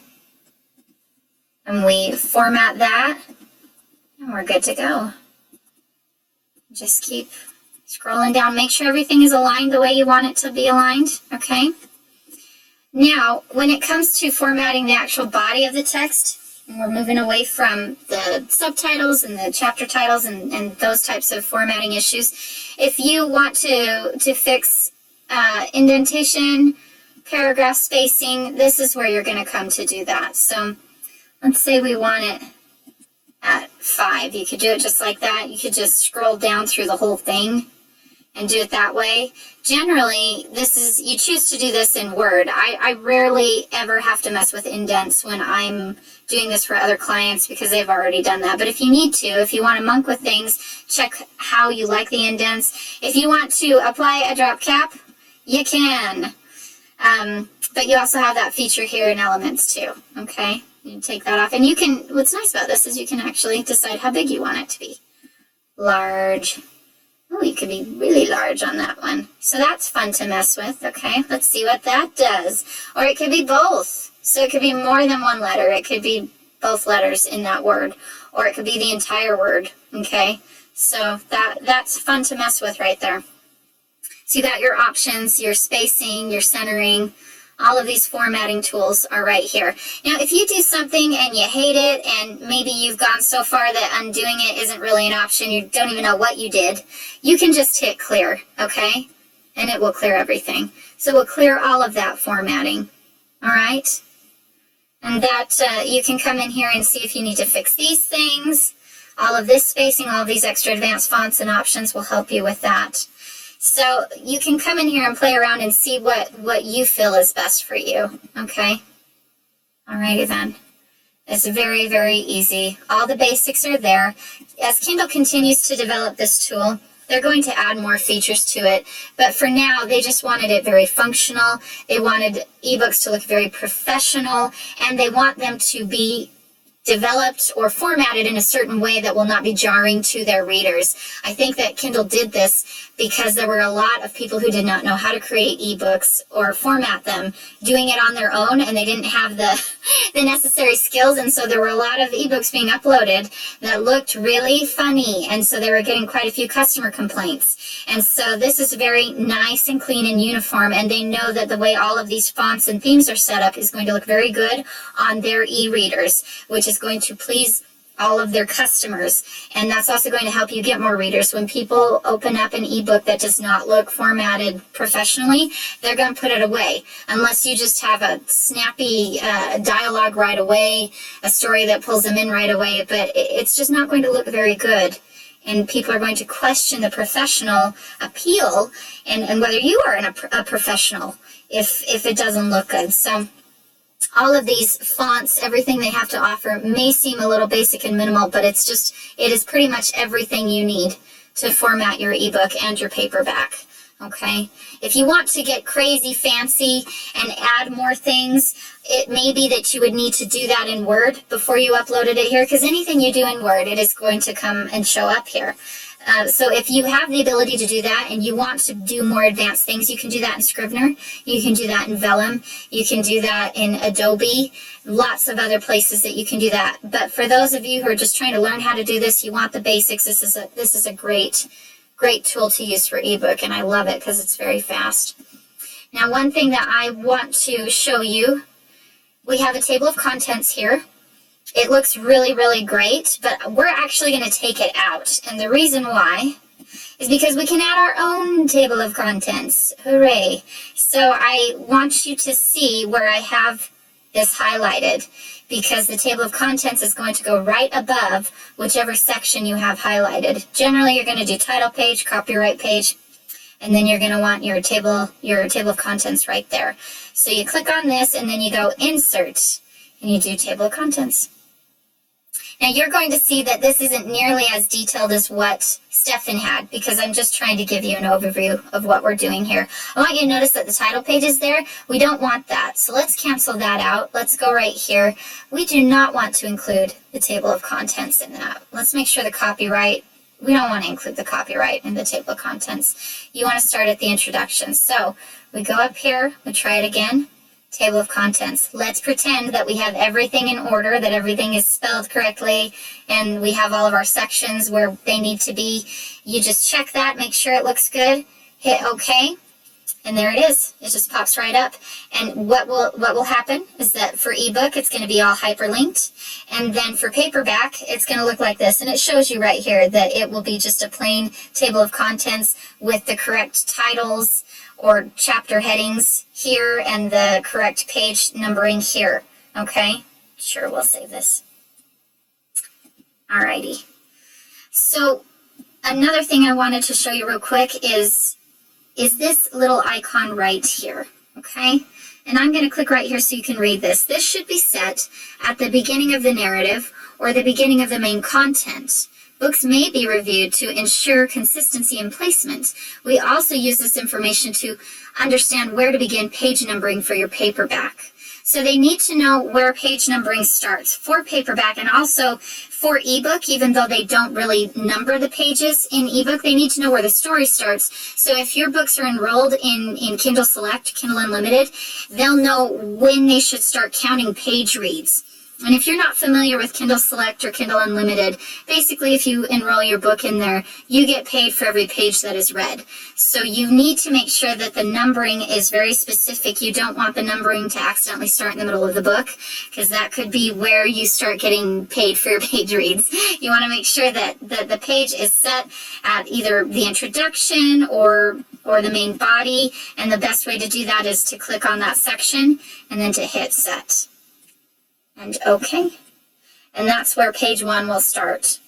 So we formatted our title page, we've got our copyright page, we've got the table of contents after we went through and made sure that all of the sections and all of the chapters were exactly how they needed to be, that they're titled correctly, and that they're also included. Okay, click on this, make sure it's included. All right. And what you're going to do, once you got everything formatted to your liking, is you are going to go up here to preview, because we want to see what this looks like. We want to have a good idea of what that's going to look like. Alrighty, here we go. So this is what it would look like in a tablet, based on the formatting you have. What it would look like on the phone. What it's going to look like on a Kindle e-reader. You can also see it from different perspectives, okay?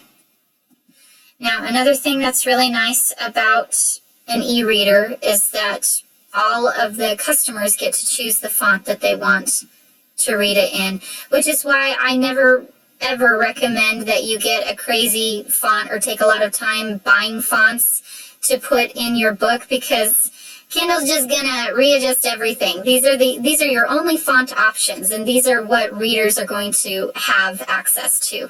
And they can change the size of it too, depending on whether they have horrible eyesight like me and they really need to have large font or small font, okay? And you can take a look and see how all of that looks on with all of the different fonts, just to make sure that you like what you're seeing, okay? You can navigate by page, you can navigate by table of contents, you can navigate by chapter, okay? And you can click that, chapter 1, chapter 2, chapter 3, if you want to go through.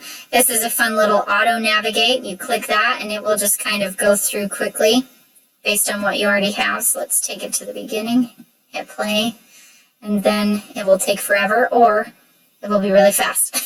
I'm not really sure why they have it here, but I guess it's fun to just kind of auto-navigate. And then if you want to just check to make sure the table of contents looks okay for, this is more for paperback, and you can see where the pages line up. You want to make sure it's all spelled right, okay? So that's your inspector. And I want you to remember that you are also going to be uploading this into your Kindle Direct Publishing account, and you'll be able to preview all of that as if you were looking at it from a Kindle perspective, from an e-reader, or from a paperback book. You'll be able to proof all of that, make sure it all looks good, okay? Now let's talk about your options for images. You can actually resize these, and you can use them in any way that you want, any way that you need to. One thing that I like to use images for is the title page and chapter headings for fiction books. I'm going to show you what I mean right now. So let's just pretend this is actually a fiction book, okay? And I'm actually going to insert a section break before this paragraph so I can get that blank page back. Okay, so let's say that I want to actually use the typography from my paperback book cover to be the actual title page of the book. What you can do is you can actually get an image of the title of the book from your cover designer. My cover designer does this all the time, and I really appreciate it. So if you'll see the typography, the fonts, it's just really beautiful, and I love that. And I hate having just kind of a plain Jane looking title page when it comes to fiction, especially fantasy. So this is more for people who are doing fiction, unless you just have a crazy cool title that looks amazing on your nonfiction book. But I really love this. So she creates these JPEG files for me, and then I can open them up and I can insert that image, and that's my title page. So I didn't really have to use the theme. I just kept what was already available to me, okay? So if I go here, I can resize it however we want to. When I initially did this, it showed up like that, and I was like, oh, womp womp, that doesn't look very good. And then I remembered, oh wait, I can do full size, and now it looks amazing. Okay, so that's one thing that I really like to do. I like to make sure that my title page looks exactly like the front cover of the book. I think it just looks very, very professional when you do it that way. So talk to your cover designer about that. I'm sure they could work something out for you, since they're designers and they know their thing. Another thing you can do is not use any of their themes, and you could just go with one of your own images. You could literally create a chapter image, and I like to do that too. I did that with all of my other books, and it was nice to just put those themes in there, and it was very symbolic, especially for this one. This was chapter 1 of The Healer. And I did Japanese themes, anything that went with the book, and I thought looked really great. So throughout my book, I have these little images that represent the chapter headings, and that was my stylistic choice. You can make it large, full. Clearly I don't want to do that. I just want it to be small. Okay?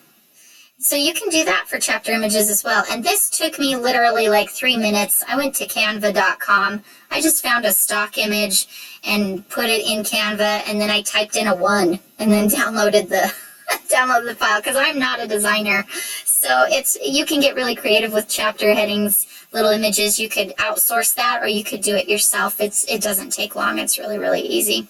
But those are little things you can do. Something that I want you to pay attention to, I'm just going to bring that up here a little bit, okay, just so that I can illustrate this.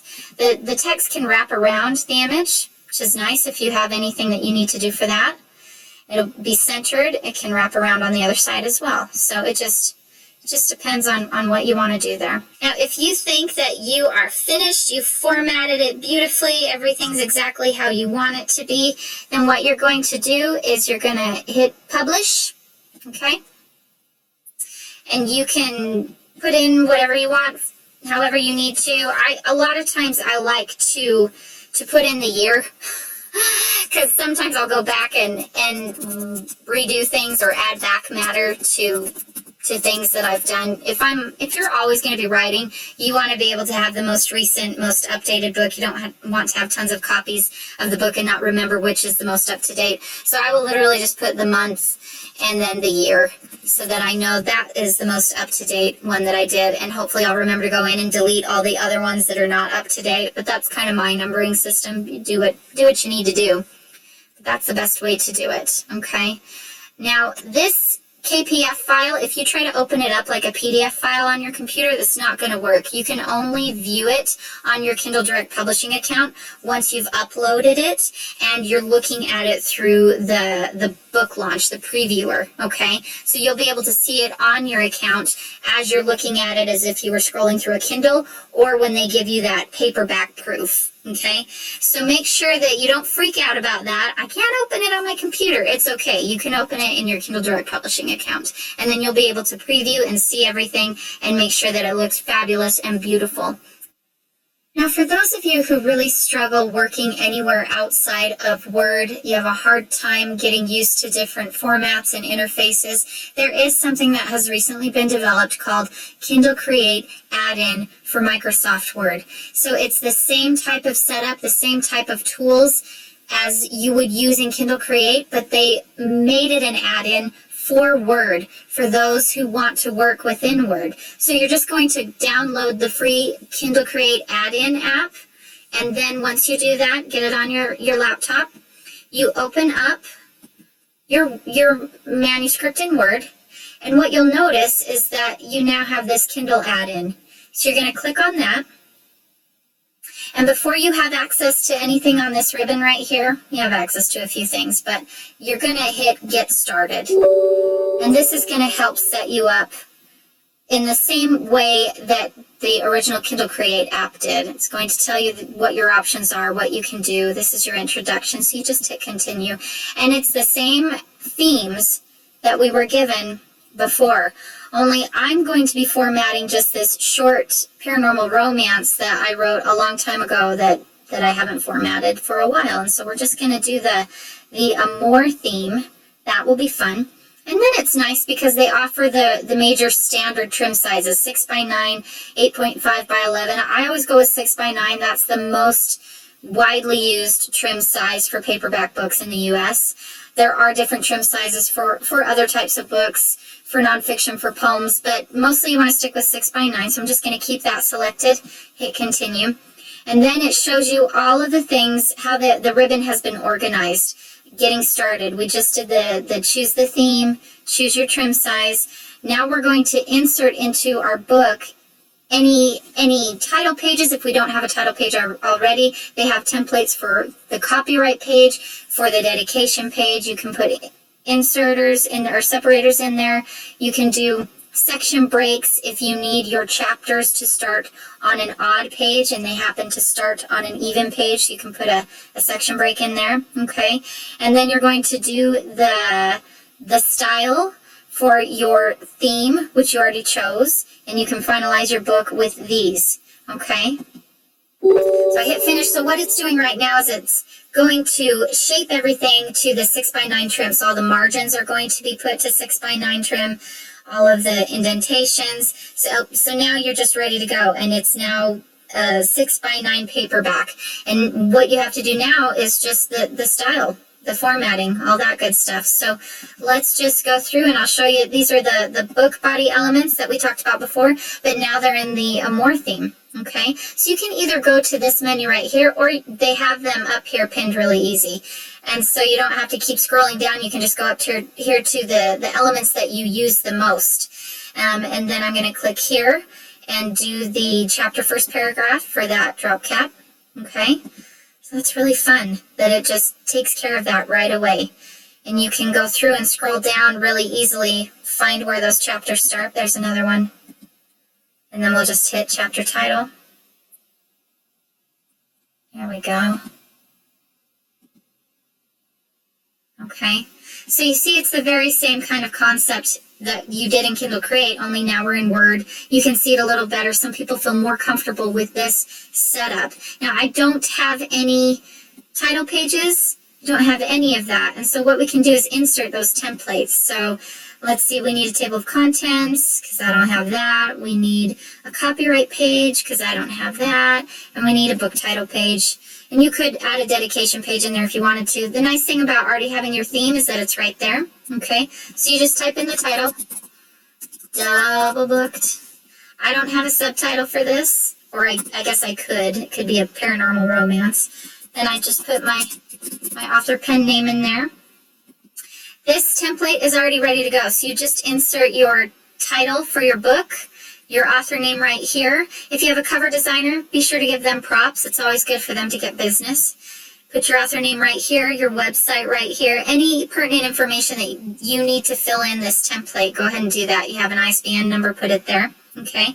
Now, as you continue to mark the specific chapters, as you continue to go, this page will populate. If you need to save it or refresh it to make sure that it's populating all of the chapters, you can. Now notice that there are not any pages yet because we haven't added the pages yet, okay? At the moment, we're just doing all the title page elements, the book page elements, the starting elements, copyright text, all the templates, anything we need to do.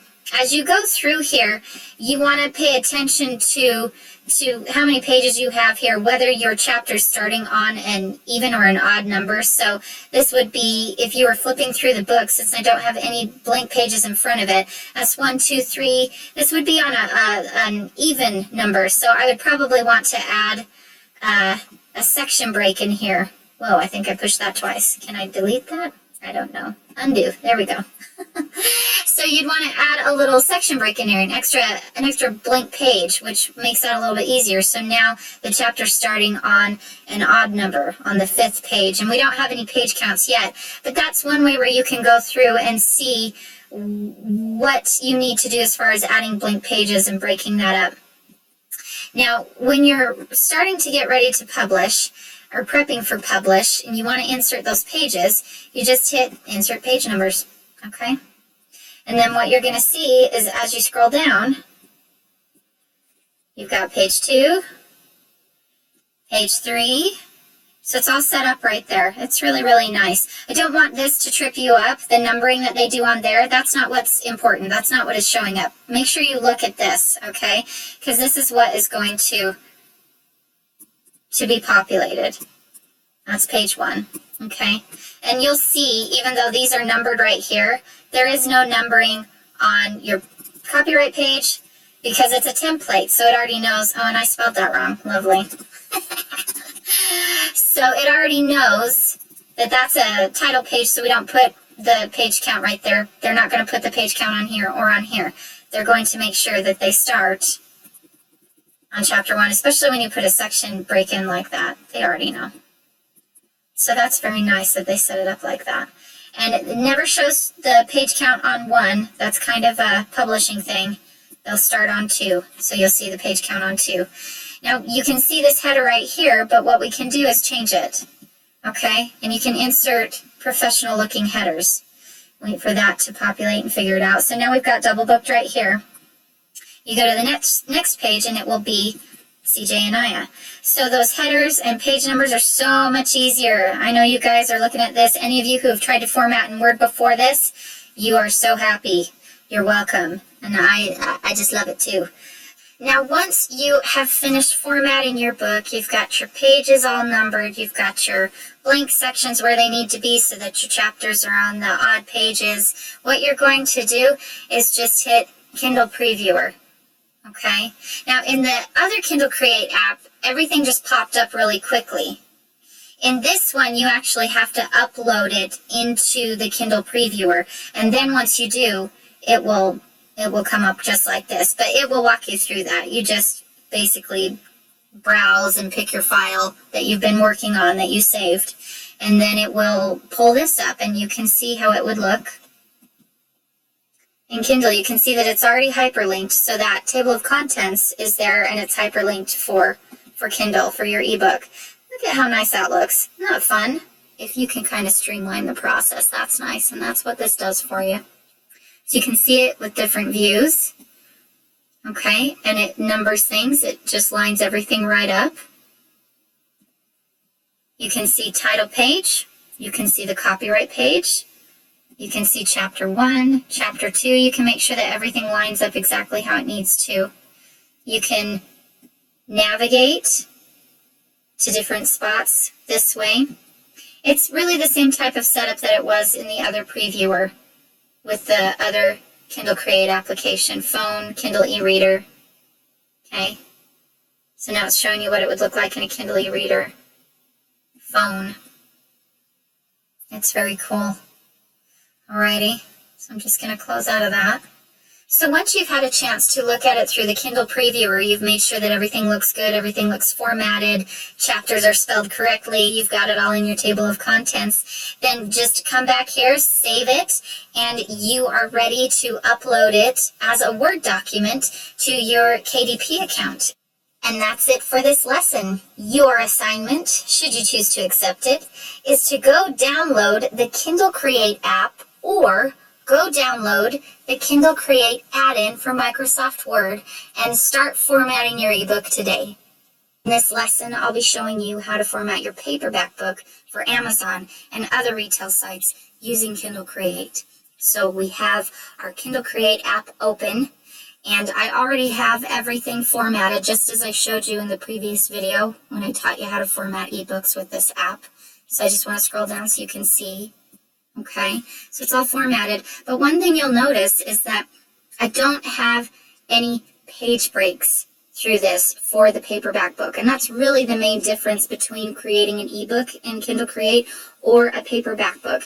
Now, some of you might be saying, oh, does that mean we need to create an entirely different file and then do all the formatting again? No, you absolutely don't have to do that, because this will work for ebook and for paperback. The only difference is you got to figure out where the blank pages need to go, okay? So I don't have to create a new file. I can keep all this formatting here.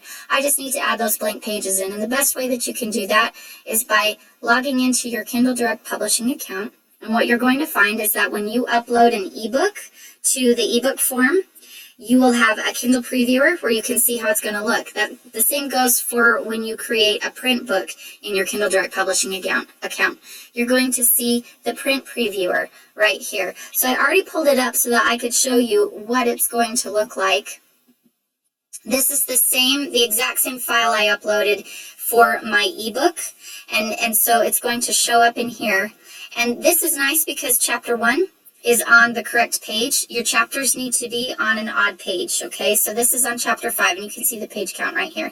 This is on page 5, I apologize. So you're gonna keep scrolling through and just see where you need to have blank pages inserted. So if you'll see this right here, chapter 2, it's on the even page, and I don't want it on page 20. I want it on page 21. All chapters need to start on an odd page. So what I can do is I can go back in here.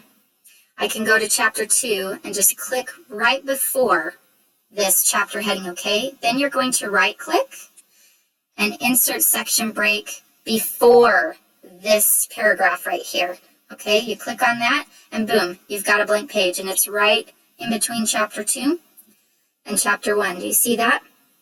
So that's the way that you would add that blank page in there. Now, here's the tricky part, and I had to kind of learn a little hack, and this is why this is it's a little tedious. It's not quite as intuitive as other programs are, but remember, this is free. The Kindle Create app is free, and Amazon is continuing to improve it. And also, once we get into the add-in, you're probably going to sit there and go, why did we do it that way in Kindle Create? And it's just because it's a personal preference as to which app you want to use. It is a little bit easier to do the pages in the add-in, and I'll show you that in a minute. But once we've added this page, you need to just assume in your mind, you've already added that blank page in the other file, which means this chapter 2 is going to be put over there. So how would that affect the rest of the book? And the best way that I've found to do this is to just say, okay, now I need to go through, and if any chapters land on this side, then we're good to go because we already added that blank page. So I'm going to scroll through and hope that chapter 3 is on this side. But since it isn't, it's on this side, that means we actually have to add another blank page. Even though it looks like it's on the odd page, when we add that extra blank page in between chapters 1 and 2, it actually is going to move this here. So what we need to do is add another blank page between chapters 2 and 3. I hope that doesn't confuse you. But that's the best way I've found to do it here.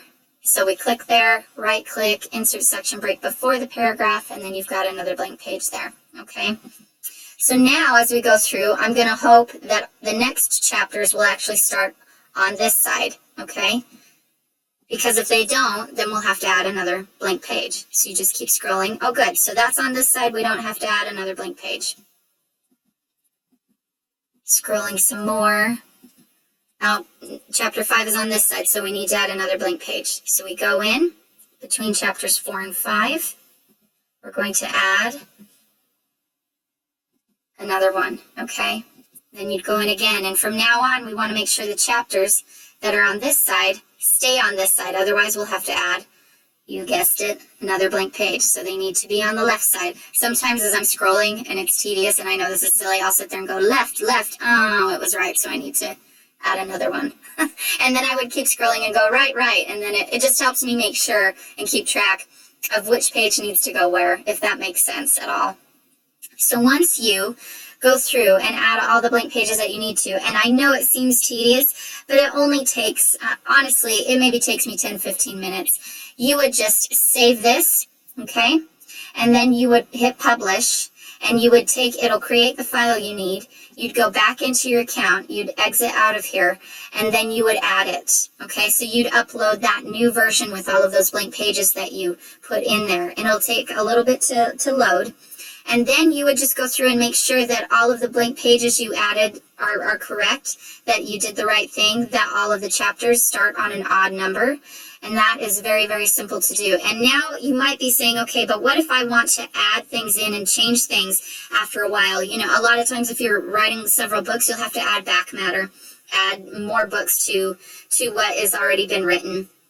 And I know you might think, oh, all of these blank pages are now going to show up when I upload it into the ebook, and that's actually not true. When you take this file that has all of these section breaks in here and upload it to your Kindle book, the Kindle version of this book, you'll notice that all of the section breaks are gone. Those blank pages do not register when it comes to ebooks, and I thought they did. So at first I thought I was going to have to make a separate file for the ebook and a separate file for the paperback, which is going to be extra work, and I didn't like that at all.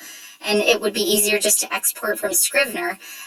But remember, we're talking about free apps and things that are going to help you publish directly to Amazon. So you could use Scrivener, and we can get into that later. But this is really, really simple. Unfortunately, you only have to use this one file, and you don't have to then take out the blank pages in order to upload to the EPUB or to upload to the ebook version. Fortunately, once it's uploaded to Kindle, it doesn't register those pages. It'll take them right out for you, so you don't even have to worry about that. So that is how you would create your paperback in this Kindle Create app. Now, we're going to come in here. Whoops.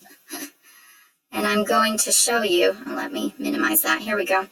So this is Marry Your Billionaire, and I actually haven't even formatted it yet for paperback at all.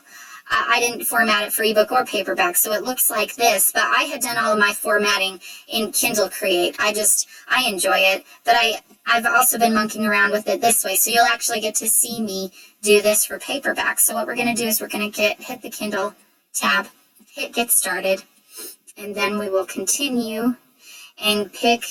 Now I want to show you something interesting. In the add-in for Word, it actually designs the drop cap to go along with this particular theme.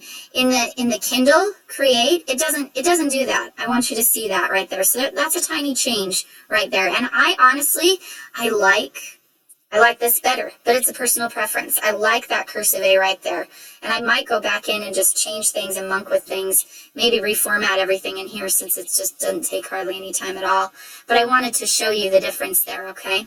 Okay, so as you can see, I already put in the title page, the copyright page, and the table of contents page. Remember, we have to format according to style to get that to populate. So I would need to go down to chapter 3, wherever that is. There we go. And in order for it to populate on the table of contents, I would need to actually indicate that this is a chapter break by using the styles provided by Kindle, and hit chapter title. There we go. And I would just add the chapter subtitle. And that first chapter, first paragraph. See that first drop cap right there? And you can go in and edit these if you want to within Word. You can use these tabs to create your own styles if you wish. That's completely up to you. Just remember that for the most part, ebooks are going to stick to the fonts that Amazon provides or that Barnes & Noble provides. So because these are already provided for you and formatted for you, it's just easier to pick these and go. However, if you want to do those stylistic choices and do that formatting and you know how to do that, then go ahead. But this is just the basics for all of you who are learning this and want to streamline this process, make it very, very easy. You can just format it this way and you don't have to mess with anything else. And that way formatting is less of a headache and it's saving you some money. So what I want to do is show you that when you click here, chapter 3 doesn't show up, and that's because you need to save it. Okay? And then once you save it, it'll pop up right there. Okay? So now let's scroll down and I'm going to show you how to make this work for paperback. Now, as you can see, this is so much easier. You can actually see the page count as opposed to what you could see here, which was nothing. You cannot see any page counts in here. So you had to kind of do it the hard way to know where to insert chapter breaks, okay, and blank pages. But here you can already see exactly where the page count falls. And right here I want you to note that chapter 2 lands on page 16.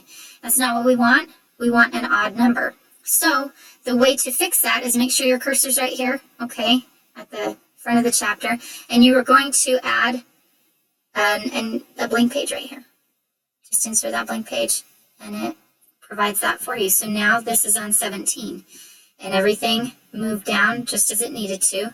You'll see right here, chapter 3 starts on page 22, so you're going to insert another section break. Oh, and now I have too many, because I must have accidentally clicked 2 and didn't mean to. But I'm glad that this happened, because if you ever have too many pages that you accidentally add and you want to delete it, it's not quite as easy as it is in your Kindle Create app.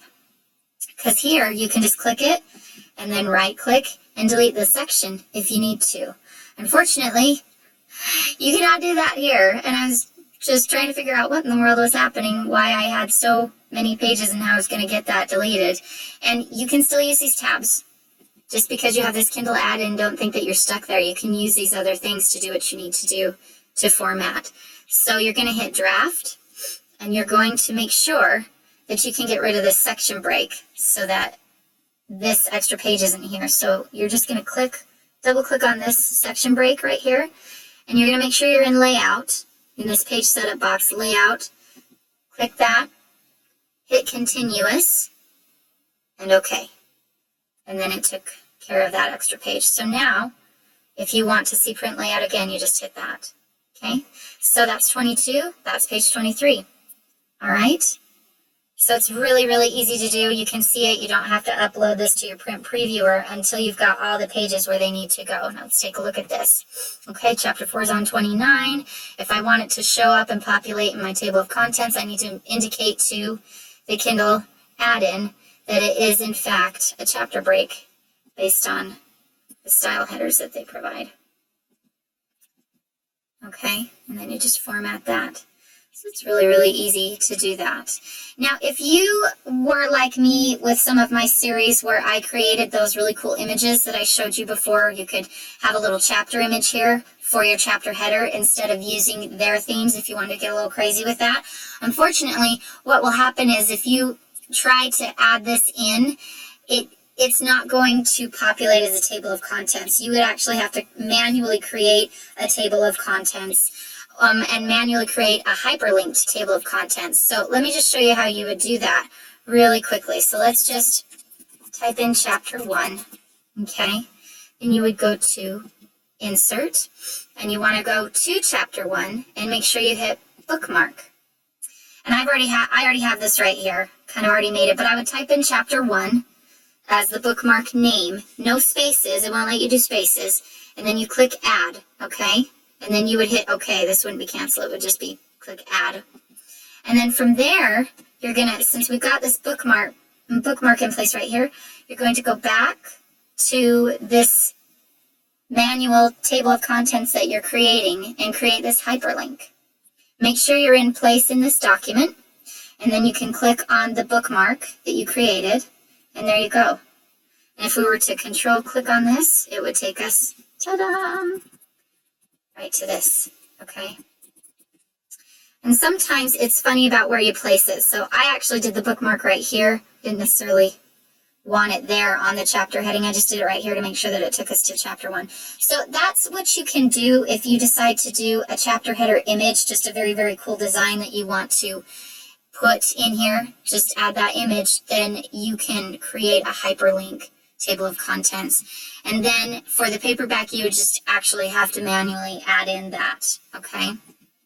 Just type in chapter 1 and then just follow the page count there, which is kind of a pain in the booty, but it just depends on what you want to do. If you really want to get crazy with styles and stuff like that, then you can learn and grow from there. But these little troubleshooting basics I wanted to give you, okay? Just so you could see. And that's really all it is. Then you just save it, okay? And if you feel like maybe the pages are a little crazy, maybe when you added a template here and a copyright page here and your table of contents here and you got that all set up and you've just got some extra pages and you feel like it's not doing what it needs to. See, for instance, this says 1, 2, 3, 4 and it's starting on 5, but maybe we really want this to start on 1, okay? Let's look over here and see if it does. Because I know that sometimes what you see over here can kind of mess you up when it comes to the page numbers. So let's see what the page count is right here. Okay, so it says 6. We really just want this to start on 1. So what we can do is go back to the Kindle add-in. There we go. And then insert page numbers again. Just have it redo that. And now do you see what it did? It recognized that this was all front matter. So sometimes you just have to refresh, renew, save, redo the page numbers again once you've added in the initial front matter. And just make sure that this page starts on number 1 so that this next one will be numbered as 2. So, and you don't want to go through and add all of your blank pages before you do that. You want to make sure that once you've done the templates, added this beginning front matter in, that you save everything and that you even redo the page numbers so that you can make sure that this starts at 1. Because if you were to go through and add pages and then save it, it might ruin everything right here. And you'd go, oh, that's not actually page 1. So put in your templates first and then make sure that this is page 1. And don't worry about the numbering on the templates. This is just front matter. You don't have to worry about it. And then to double check just to make sure that that's exactly correct, you would just scroll down here and you'd see page 2, okay? They never really count page 1 when it comes to print. I find that interesting, but that's just how it is when you're printing books. So that's 2 right there. And that's it for this lesson. Your assignment is to format your paperback book using the Kindle Create app or using the Kindle Create add-in for Word.